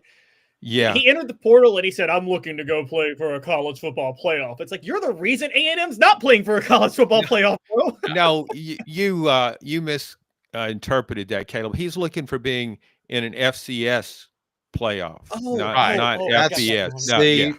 Caleb, I mean, sometimes athletes are tough to read, so I'm not blaming you. Devil's in the details. Yeah. Whole question is this: is college football playoff more about publicity or fairness? John's appearance brought to you by Neubert Collision Center. Now in its 45th year, the second and third generations continue Joe Neubert's commitment. His vision of what this business needed to be, we still try to live up to that. If we wouldn't put our family in it, we're not going to put their family in it. If you're going to say that you're doing the best work in Knoxville, now saying it's one thing, producing it and providing it's another. The largest family-owned collision center in Knoxville is Joe Neubert. All right, John, given its current makeup, is the college football playoff more about publicity or fairness? It's more about money. Can have some option. Answer C. I'm sorry, but it's more about money. I got pub. We keep talking 85% of the vote. Fair. They got the best 12 teams, 15% of the vote. But can I break a little bit? If they were about money, wouldn't they have put Alabama in over SMU or Indiana? Okay, I would like to touch base on that for a second. I know we've got to move on, but I had no problem with Tennessee the college football playoff leaning towards a team with a bigger name and a bigger brand. I know Paul Feinbaum got lit up because of that, but I have no problem. And John, going back to your point, if the resumes were exactly equal between South Carolina and Alabama, I would go with the brand. I don't think the brand should have anything to do with it. I knew you wouldn't, but I just thought I'd throw that out there. Oh, well, you did. You threw it out, and I hit it out of the park. Let's Bingo, move bingo. on. What about you on that, Caleb? Agree, disagree? I don't think the brand should be part of it either, but I think Alabama should get in, not because of the brand. And where I was naive is I thought they would value brand, but they didn't. I mean, to their credit, I guess if you could say, they weren't thinking about money. They really did pick who they think are the 12 most deserving teams, because if they were thinking about money, there's no way they're putting SMU in over Alabama. Yeah, think about it. What's Alabama known for? National championships. What's SMU known for? The death penalty. Yeah, exactly. Yeah. What do you think? That's Also, SMU's brand.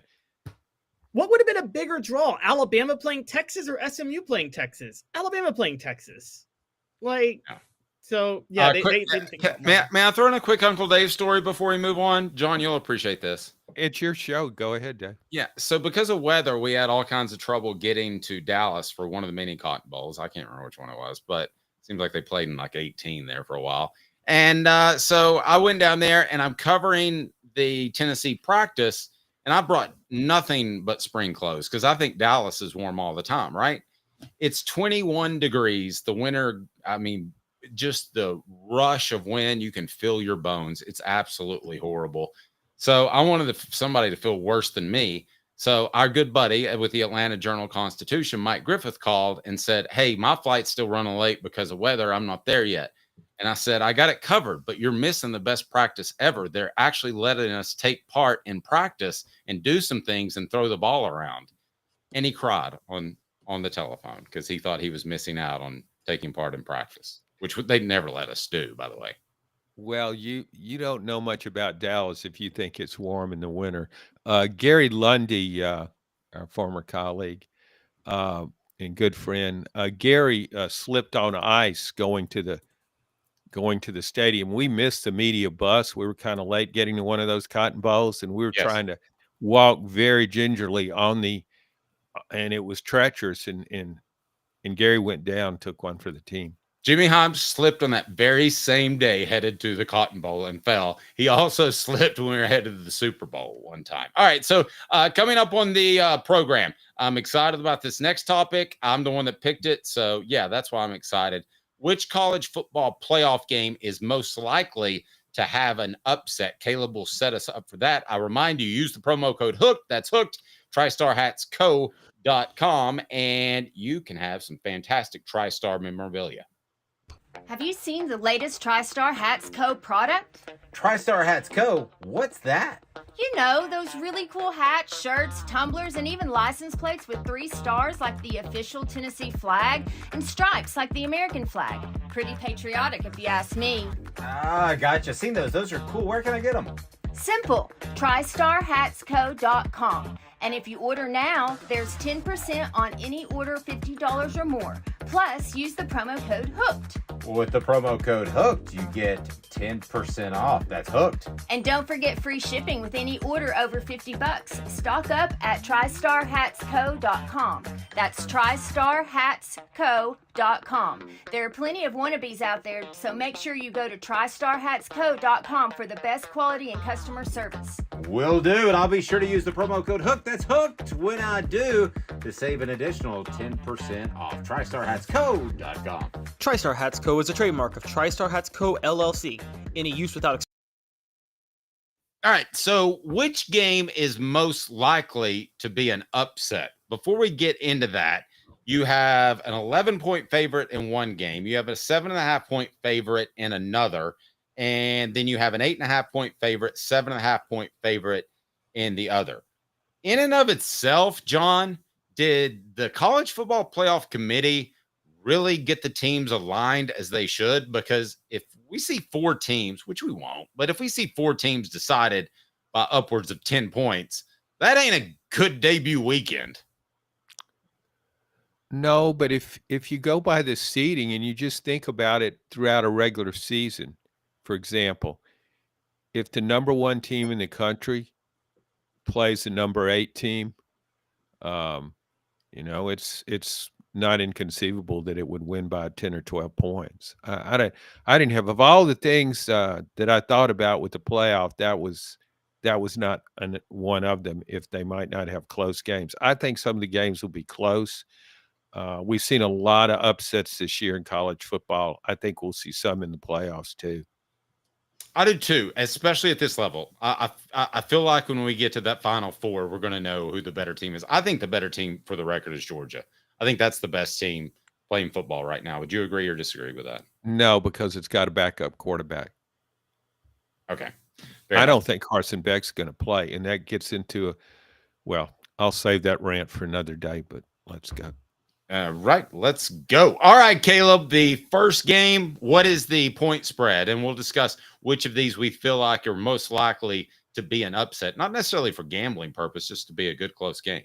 All right, the first game is a good, solid Friday night matchup between Indiana and Notre Dame on ESPN, ABC ESPN, excuse me. It's at Notre Dame. Notre Dame is a 7.5-point favorite. That's hot. I don't think Notre Dame's very good, John. So I will say that Indiana, all jazzed up, ready to go, knocks down a couple of key threes late in the first half. And it's still a basketball school to me. But I'll say Indiana keeps that close. I don't think, did you like that? Some nice backdoor cuts, and then suddenly, boom, you got a game. I think Notre Dame keeps this game close. I think it's within 10, but I don't think you ever have the feel that Notre Dame was actually going to slip up and lose it. John? I like the coaching matchup with Indiana. I like Cignetti as a coach. I think Indiana has so much to play for being in the same state with Notre Dame. I think Indiana couldn't have got a better matchup in the first round of the playoffs. I think Indiana could win this game. I'm not that high on Notre Dame. For one thing, it was that Northern Illinois loss, but more recently, Southern Cal put up 552 yards on Notre Dame. Indiana can move the ball. I think the factor that would change my mind on that, if it's a really bad weather day, it would certainly favor Notre Dame. Yep. So you're taking, you think they'll cover the 7.5? Is it 7.5, Caleb? It might yeah. be. Yeah, I think 7.5. I would take Indiana in the points, definitely. I don't really feel like giving out my predictions right now because that's a little bit later, but I'll just say this. Indiana's not upsetting Notre Dame, guys. This is a bad football team that coasted on a really bad schedule to get 11-1 that has no business being in this playoff. This is TCU in the national title game all over again. TCU beat Michigan. That's right. I will take this, John. Thank you. Touché. I will take this, John. The as far as the coaching matchup, this is checkers and chess. Marcus Freeman's playing checkers. He's talk to people with that program. He is a guy that players play hard for. They all cheered when he got the job after Brian Kelly left. They're all fired up. He's a player's coach. He's limited. Cignetti is a much better X's and O's coach. So I tend to agree with you there. Yeah, but guys, X's and O's only go so far when there's such a gap in actual quality of play. Ed Orgeron was playing checkers his entire 2019 season, and he still went undefeated and won a national title. Well, but he let somebody else play the checkers for him. No, he wasn't even allowed to play checkers. Yes. No, they gave him a Jenga, and they said, go sit in the corner. There you go. I could just hear him calling Jenga. Oh, Jenga. Damn it. My dream competition would be Les Miles and Ed Orgeron across the chessboard. Oh my gosh. Got to be checkers. We're never getting anywhere with chess. I think Coach O might actually win that. Funny enough. Yeah, but something would happen. Les is so lucky. He's the luckiest guy in the world. Ed would forget to put one of his chess pieces on the board. He would start out at one piece short. Who is the Greek philosopher who said that good fortune is often with the man who doesn't include it in his plans? That philosopher never met Les Miles. All right. Who's up next, Caleb? Let's save the Tennessee game for last. So SMU Penn State. again, I don't think SMU's that good of a team. I don't think Penn State's great. I think Penn State could lose if they played the right opponent, but I just think they're getting SMU at home. I don't see how Penn State loses that game. This feels the same to me, John, as the Notre Dame game. I feel like the better coaching staff is on one side and the better Jimmys and Joes are on the other. Yeah, I tell you what, though, I watched Penn State against Oregon, and that's the best I've seen Penn State's offense look. Agreed. All year, and I watched SMU against Clemson.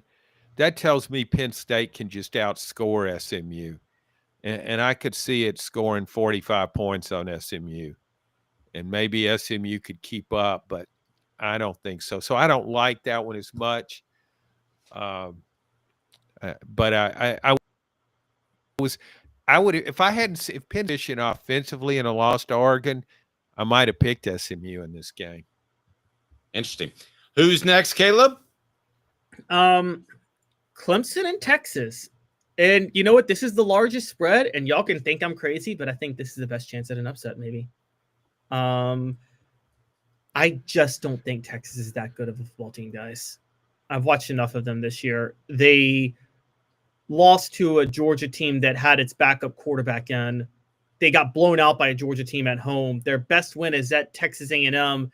By the way, that wasn't a pretty win. And if Mike Elko calls a better 4th-and-1 play off a timeout late in that game, we might be talking about a different Texas A&M game. So and if you guys go through Texas Twitter right now, they already want Arch Manning starting. They're tired of Quinn Ewers. Well, fortunately, cooler heads make those decisions at times. I don't know that Arch is necessarily ready for that. Quinn Ewers is pretty good. I think Texas is, to me, I believe Georgia is the best team right now. And I think there's about 3 or 4 teams that are in that second tier, and I would have Texas there. So I'm going to say the chances of an upset here are slim to none. Yeah, I think I would like Texas more if Arch Manning was playing. And not because Quinn Ewers is a bad quarterback. He's playing with a bad ankle.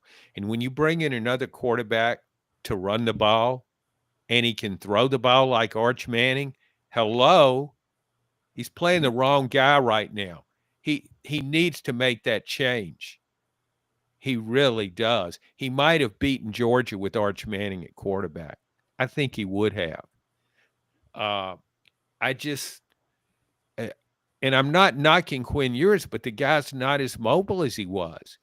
He can run, but he's playing on a bad ankle. So, yeah, I think Clemson, though, just watching them all year, I just don't know if they're up to an upset. I think their big win was last week. I do too. You know, they should have had a parade after that game because that's as good as it's going to get. Portions of the program brought to you by Chattanooga Mortgage. Congratulations. Your home search just got easier. Buying a home in Chattanooga has never been easier. Chat with 2tsmortgage.com. Chat with 2tsmortgage.com. Also, don't forget to check out the Ball Report coming up later today with Cooper Mays, brought to you by City Heating and Air Conditioning. 50 years in East Tennessee. Integrity matters. cityheatandair.com. Who's up next, Caleb? And finally, Tennessee and Ohio State. I think this is the clear-cut best chance at an upset.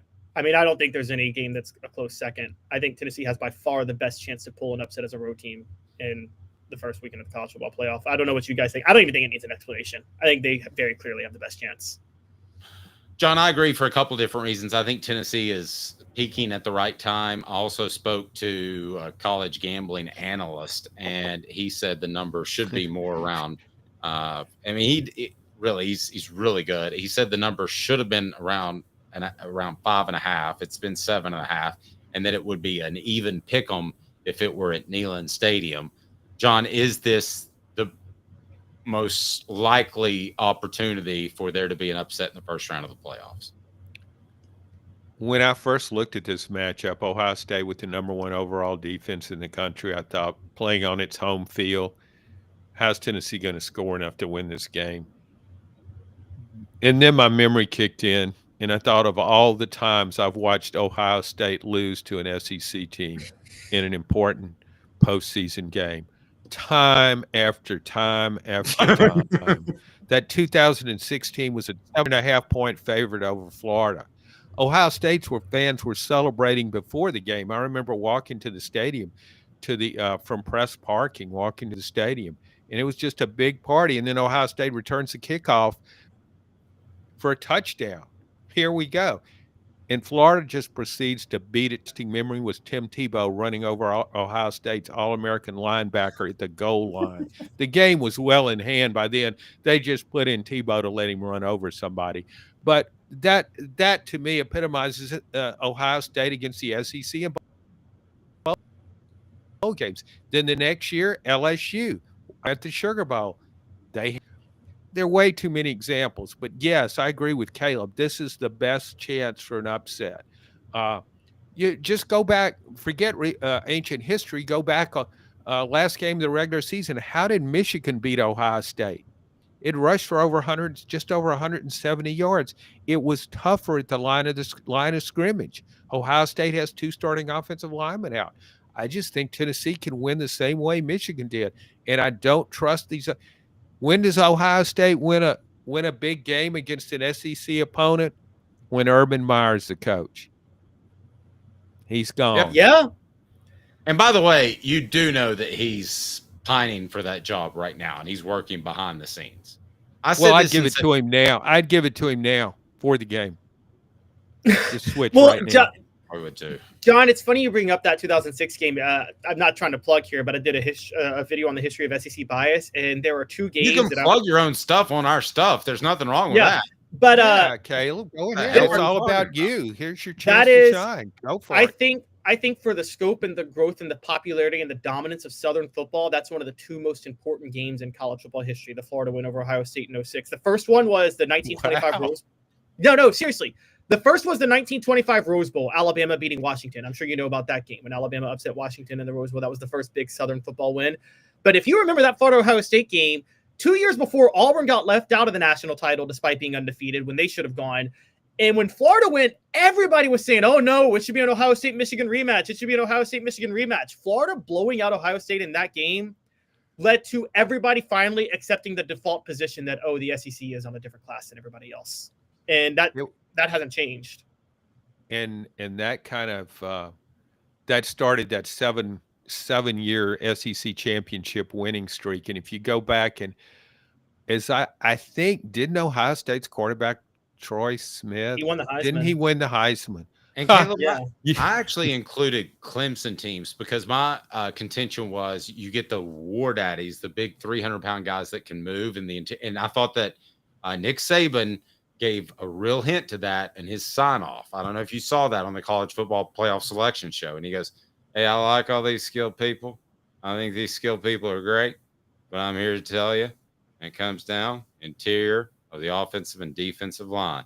We've seen teams make it before. We have skilled people.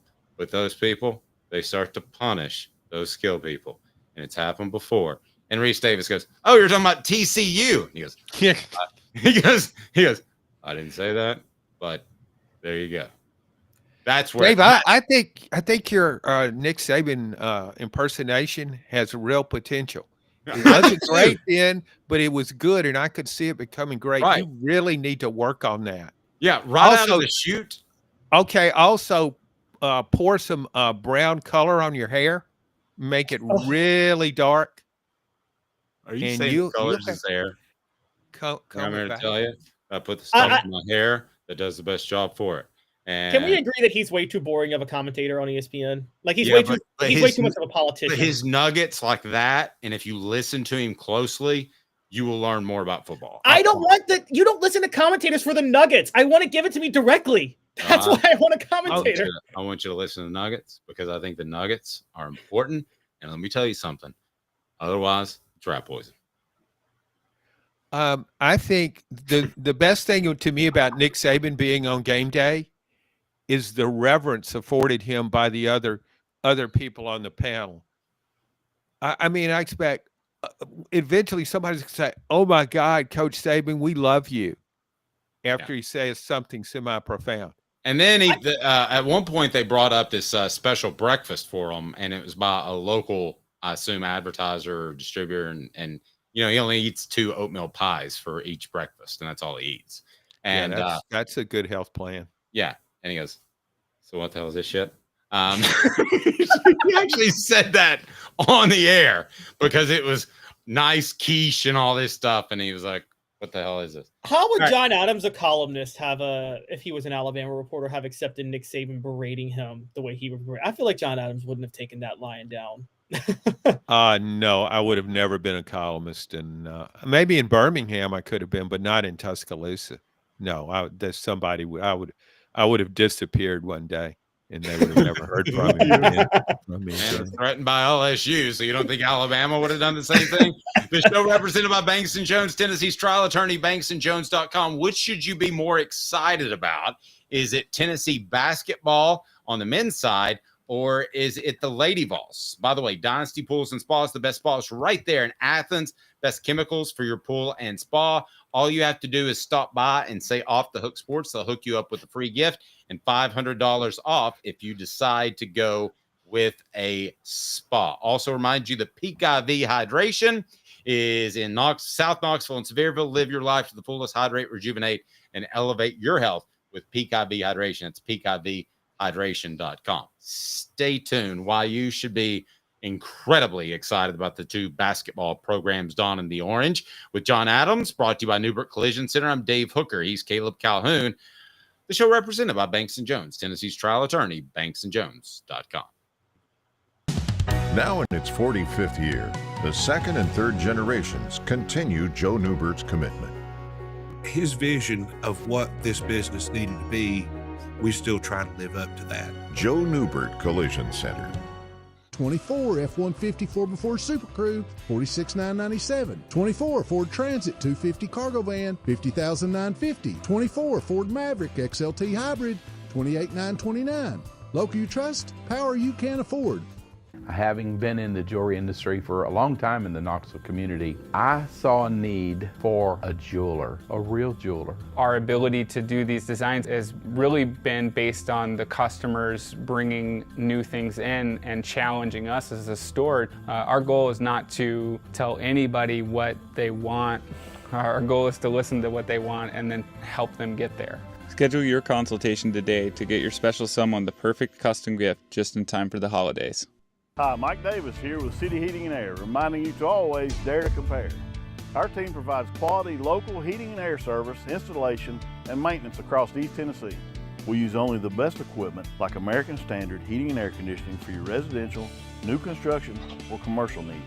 Honesty, dependability, and customer satisfaction have been the cornerstones of our business since 1961. City Heat and Air. Dare to compare. With our brand new location on Emory Road, Eye Care Optical is bringing East Tennessee's best eye care to your neighborhood. Doctors Johnston and Combs offer unmatched expertise and care without a trip to Knoxville. Eye Care Optical, now in Powell. Double D Piping provides full-service fire protection on any scale. From residential homes to government facilities, we can assist any customer through design, fabrication, installation, inspection, and demonstration of fire suppression systems. With 30 years of service across 5 states and a full staff with over 40 years experience, our quality can't be beaten. Don't get caught watching what you could have prevented. Call Double D Piping, the absolute best in fire prevention. The Dave Hooker Show, represented by Banks & Jones, Tennessee's trial attorneys. Play to win, banksjones.com. You're listening to The Dave Hooker Show, a presentation of offthehooksports.com. The internet is full of pictures of each and every one of you. Available on YouTube, Apple, Spotify, and the Off the Hook Sports app. Download now for free. Is there nothing you people can't do? Also available on offthehooksports.com. So I love bringing in John Adams' perspective here. His appearance is brought to you by Neubert Collision Center. And that's because John has covered a ton of different sports. You may think of him as primarily a football guy. And for those of you that go back a few years, maybe a lot of Lady Vols guy as well, but he's covered more than his fair share of sports. So I want to throw this at you, John, as After what you've seen, which is Kim Caldwell's team playing at a high level, which is Tennessee's basketball team raising up to number 1 in some rankings, Tennessee fans should be most excited about which program? Well, I think they're excited about both programs, but I think the men have a larger following overall because of that, the fact that they're number 1. And I thought going into the season, this would be Rick Barnes' best team, his most versatile team. They can win a lot of different ways. So already to be number 1, I know this is a March sport, and being number 1 in December doesn't mean a whole lot, but I think it speaks to the talent Tennessee has. And when you just watch this team play, it hurt to lose J.P. Estrella in the post, but this team has a lot of weapons, and the versatility of it is what impresses me. So I would say probably more excited about the Vols being number 1, but also very excited about the Lady Vols being unbeaten at this point. So, John, you came into the season. Let's inspect those thoughts about the men Vols, and you said this would be Rick Barnes's best team. That's quite the statement. And Caleb made something similar after you lose a Dalton Connect, who's lighting it up in the NBA. Yeah, I just think and Dalton Connect was a great player. Tennessee made the Elite Eight, but of all the teams, I think when you get into the versatility matters to me, because when you get in the NCAA tournament, you play all season, you play in an SEC, you kind of know what you're up against in every game. You know the coaches, you know the player personnel, you've been through it before. And personnel changes from year to year, but still the system and all that stuff. So there's a great familiarity. You go into the NCAA tournament, you don't know what you're going to be up against, and you don't have a lot of time to prepare. So you need a team that can win different ways. I think that's just really important when you get into the NCAA tournament. And I think Tennessee has the capability of doing that.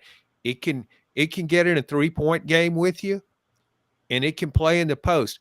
For example, it was overmatched against Purdue last year with the Final Four bid on the line because of Zach Edey. I think this team would be better equipped to handle that kind of dominating post player than the previous team was.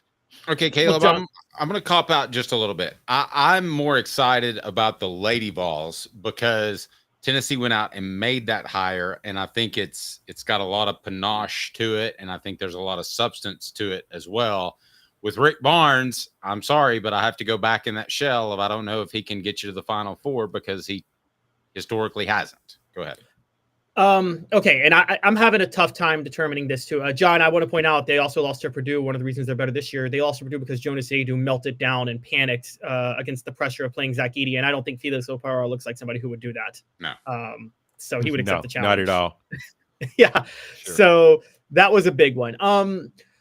This year, you should be more excited about men's basketball because I'm with John. I said it before the year. This was going to be Rick Barnes' best team that he's ever, not just at Tennessee. This is the best team he's ever had, period. And I think this Tennessee team is far and away the most versatile in the country. And I think that I thought they could just recreate Dalton Connect in the aggregate with a bunch of players, but Chaz Lanier is looking like he can just straight up replace Dalton Connect scoring as far as what he's done recently. So this year, you should be more excited about the men's basketball program. But John, I'm starting to come around to, yeah, I'm more excited overall, like about the long-term future of the women's basketball program if I'm a Tennessee fan, because what Kim Caldwell's doing this year, plus if you look at her recruiting, she's already got 3 5-stars and 2 4-stars committed for next year.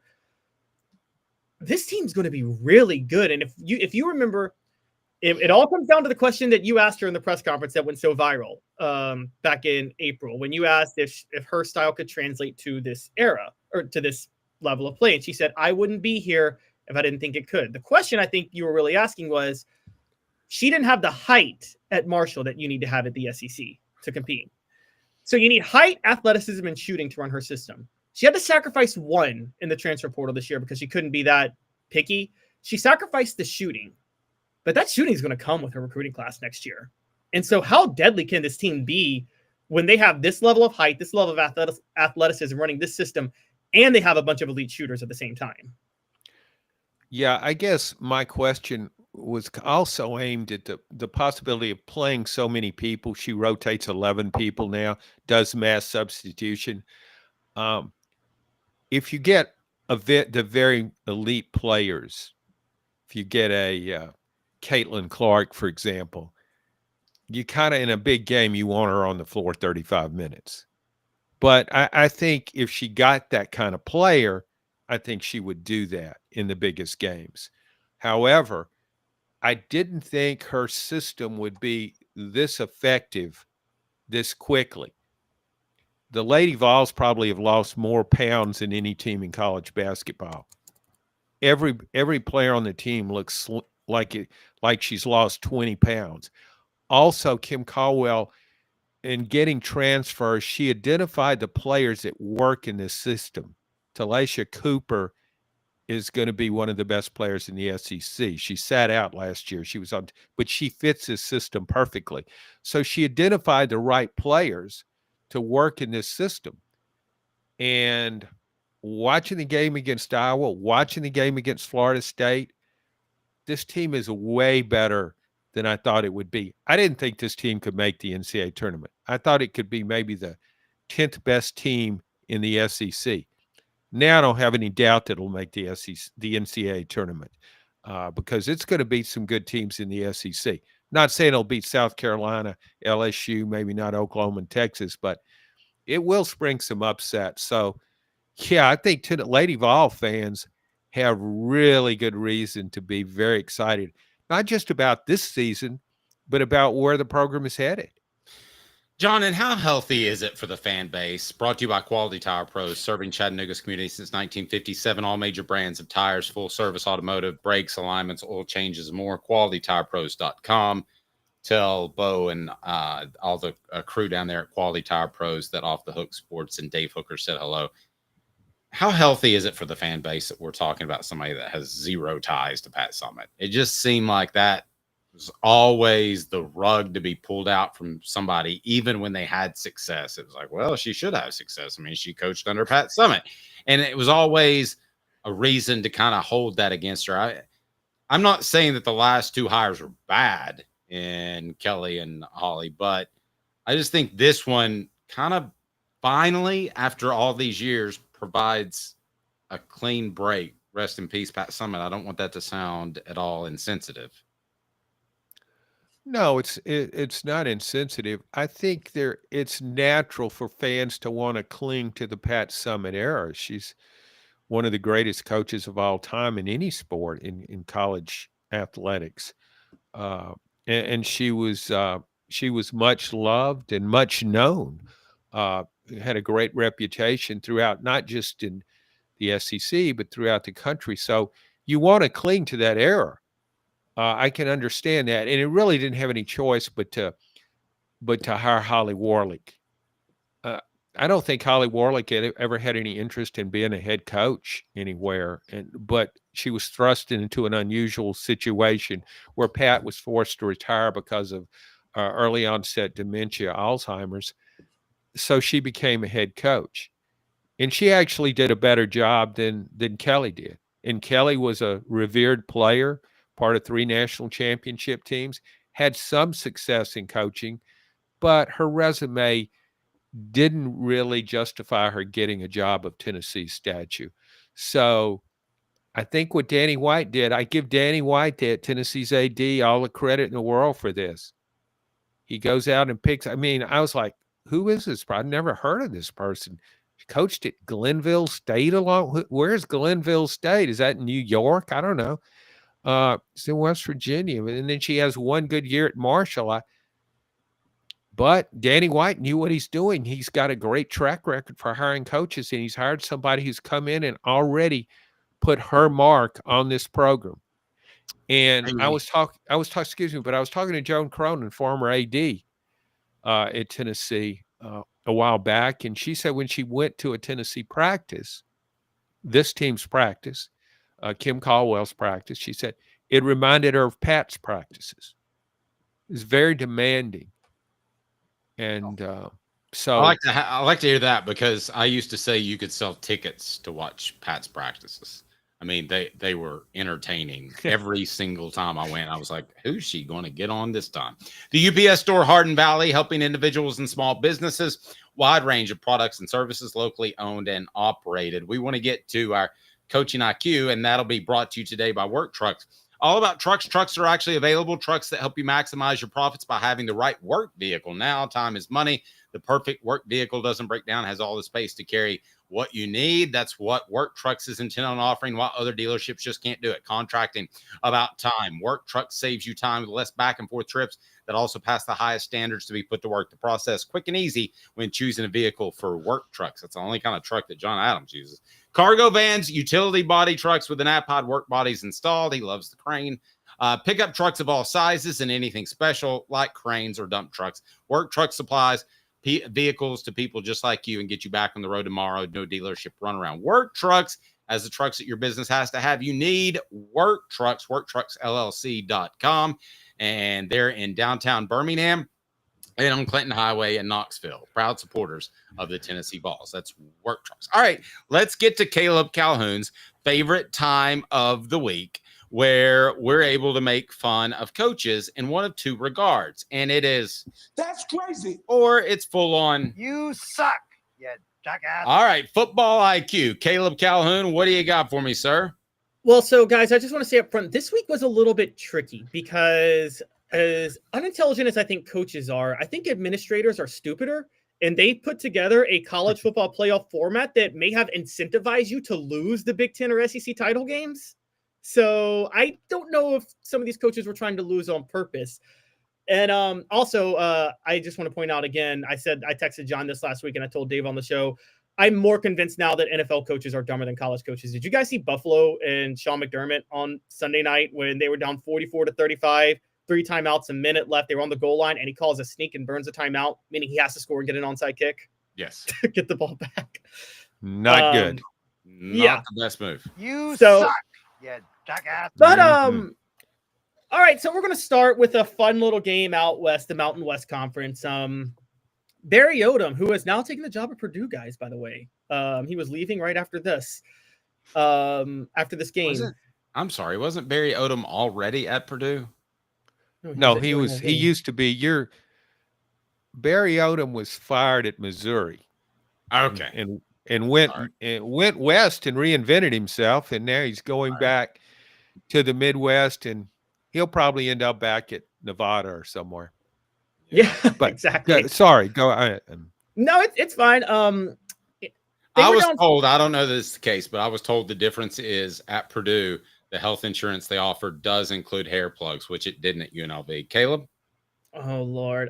They were down 21-0 with a minute left in the third quarter at midfield, and it was 4th and 8, and Barry Odom decides to punt.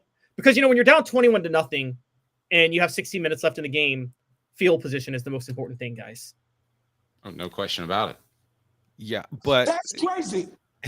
It is crazy, but crazy like a fox, because he'd already got another job and he was on his way out. And like, I'm not gonna waste any of my good play calls on 4th down here. I'll run those. Yeah, like Barry has a good set of good play calls. Wait, can I throw this out? You mean like how Good Doug point. Dickey lost the Gator Bowl to Florida and then took the Florida job the next day? Yeah. Yeah. Okay. All right. Next, another one. SMU, 4th and 6, midfield, down 10 in the fourth quarter. Rhett Lashley punted the ball there. Again, if you're down 2 scores in the fourth quarter and you're at midfield and it's 4th and manageable, I don't think you ever punt it. Now, SMU did come back and tie it and lost in the end, 34-31, but you got to go for that. But Caleb, you don't believe you should ever punt it. Yeah. Come on, though. Down 2 scores in the fourth quarter near midfield, 4th and manageable. It worked. Guy, it's not his fault the guy hit a 56-yard field goal. Yeah. Okay. All right. What's next, Caleb? All right. See, I will call for going conservative at times. I've taken John's advice and I'm putting winning coaches on my list now because I think Georgia belongs on my list because Kirby Smart and Mike Bobo, when you're up by a field goal and there's 2.5 minutes left and Texas only has 1 timeout left and you have a backup quarterback and it's 3rd and 13, I think you run the ball and you trust your defense to win that game. You don't put Gunnar Stockton in that position to throw the ball that is intercepted and lets Texas tie the game up with a field goal. I think that was so stupid. I agree with that. I was surprised he did that. You suck, you jackass. There we go. You're the best coach in the country, but on this show, you I'll have our moments. Yep. All right. So my top two guys, the only James Franklin made both of my top two because that was one of the dumbest coach games I think I've ever watched. Brother, I got you there. I've never been a part of a coach that was more of a sycophant to the media in my life. I went there to talk about they had a recruiting resurgence, and I was working for ESPN at the time, so obviously they were happy that ESPN would even care, when in reality I was just using it as a trip to Nashville. But I remember him coming up to me and goes, "Yeah, man, I can tell you're SEC and all that. You ain't got the orange hair to cover Tennessee." I'm like, well, that column that was going to be pretty complimentary of you just changed dramatically. Well, you can laugh at him on this because two plays he did that were just beyond stupid. The first, Penn State's down 45-30 with 4 minutes left. They're driving the ball. They throw an incomplete pass on first down. James Franklin burns one of his timeouts to talk about the second down play, which is why Oregon was able to run off the clock at the end. That's crazy. Yeah. Just insane. Dumb. And Fire him on the spot. Well, then the final one. Guys, Penn State had two separate 100-yard rushers. It was 2nd and 1. They were averaging 9 yards a carry. James Franklin's brilliance was, let's call a play action and bomb him towards the end zone. And, of course, the ball's picked off and Oregon's able to run the clock out and win the game. There is one caveat, though. The caveat is that by losing that game, Penn State just got the easiest road in the college football playoffs. So was James Franklin stupid or a mad genius for throwing that game? I'll go with stupid. Yeah, me too. Caleb, I don't want to tell you how to do your business. However, I have just a suggestion for this segment in the future and for next season. Looking ahead, I assume this man will still have a job. I'd like to have it sort of a Kenny Burns coaching award. I mean, I think there should be the Kenny Burns segment. He's the coach at Kent State, Dave, and he spells it's Kenni, and he's the one that against Akron in a game he's strangely... What's wrong with that? I know several ladies that spell their name like that. He was almost in striking distance, and he called timeout and enabled Akron to set up a field goal at the end of the first half. It had no timeouts left. I thought it was a coaching move of the year, personally. It was, and John, at the beginning of the year, I actually looked at all of Tennessee's coaches that they were going to face this year, and I said that Kenny Burns is by far the worst coach they're going to face. The minute Kenny Burns said, "I don't like X's and O's or seeing the field, I'm just a CEO guy," I thought, oh my gosh. Can you imagine when he's signing his contract and they've got it all typed up and it's time to sign his name? He goes, "Whoa, that's Kenny with an I." Well, you know, when Josh Pastner was hired at Memphis, the basketball coach back in the day, when he got the first #1 recruiting class, he was interviewed and he said, "I respect the great coaches that win with lesser talent. I don't have any desire to be a great coach, so I just want to go get the best players." I'm like, you still kind of got to coach them, don't you? Just a little bit. I wonder if Kenny Burns on his job interview there with Kent State said something along the lines, look, if you want somebody to go out and coach people up, I'm not your guy. All right?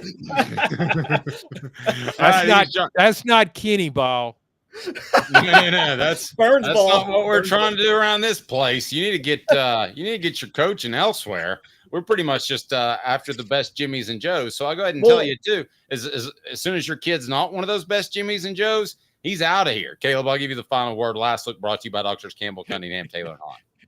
The first step to better vision is to visit ccteyes.com. The information you need is easy to access, and setting an appointment is as simple as clicking the tab. Doctors Campbell, Cunningham, Taylor, and Hahn, and Eye Care Optical at ccteyes.com. All right, Caleb, last word you were going to say? Well, I did some research because John brought my attention to the fact a couple weeks ago that it looked like Kent State was actually purposely throwing games. So we're like, is Kenny Burns just betting against Kent State on the spread? But John, I've done more research. I don't think that's the case. Kent State, apparently the administration's been trying to give up football for a long time. And there's this sounds like the minor league, major league movie. There's a booster base. She's trying to undermine the team. There's a fan base that doesn't want them to give up football, but they've been trying to give it up. And it sounds like they hired Kenny Burns to straight up suck on purpose so they could have an excuse to give up football. Strike that off Tennessee's quality win. John Adams, anything you would like to add? No, I hope Kent State doesn't give up football. I'm adamantly opposed to that. I was a big fan. I watched 3 of their games from start to finish. I love that program. And I'm looking forward to seeing it every chance I get next season. I will forever think of Charlie Sheen in that movie from now on when I see Kent State play, about how there's some mean, vindictive, redheaded lady who is trying to drive them into the ground and at one point turns off their hot water in the showers. He's John Adams. I'm Dave Hooker, the show represented by Banks & Jones, Tennessee's trial attorney, banksandjones.com. Thank you, Caleb Calhoun. This has been a presentation of Off the Hook.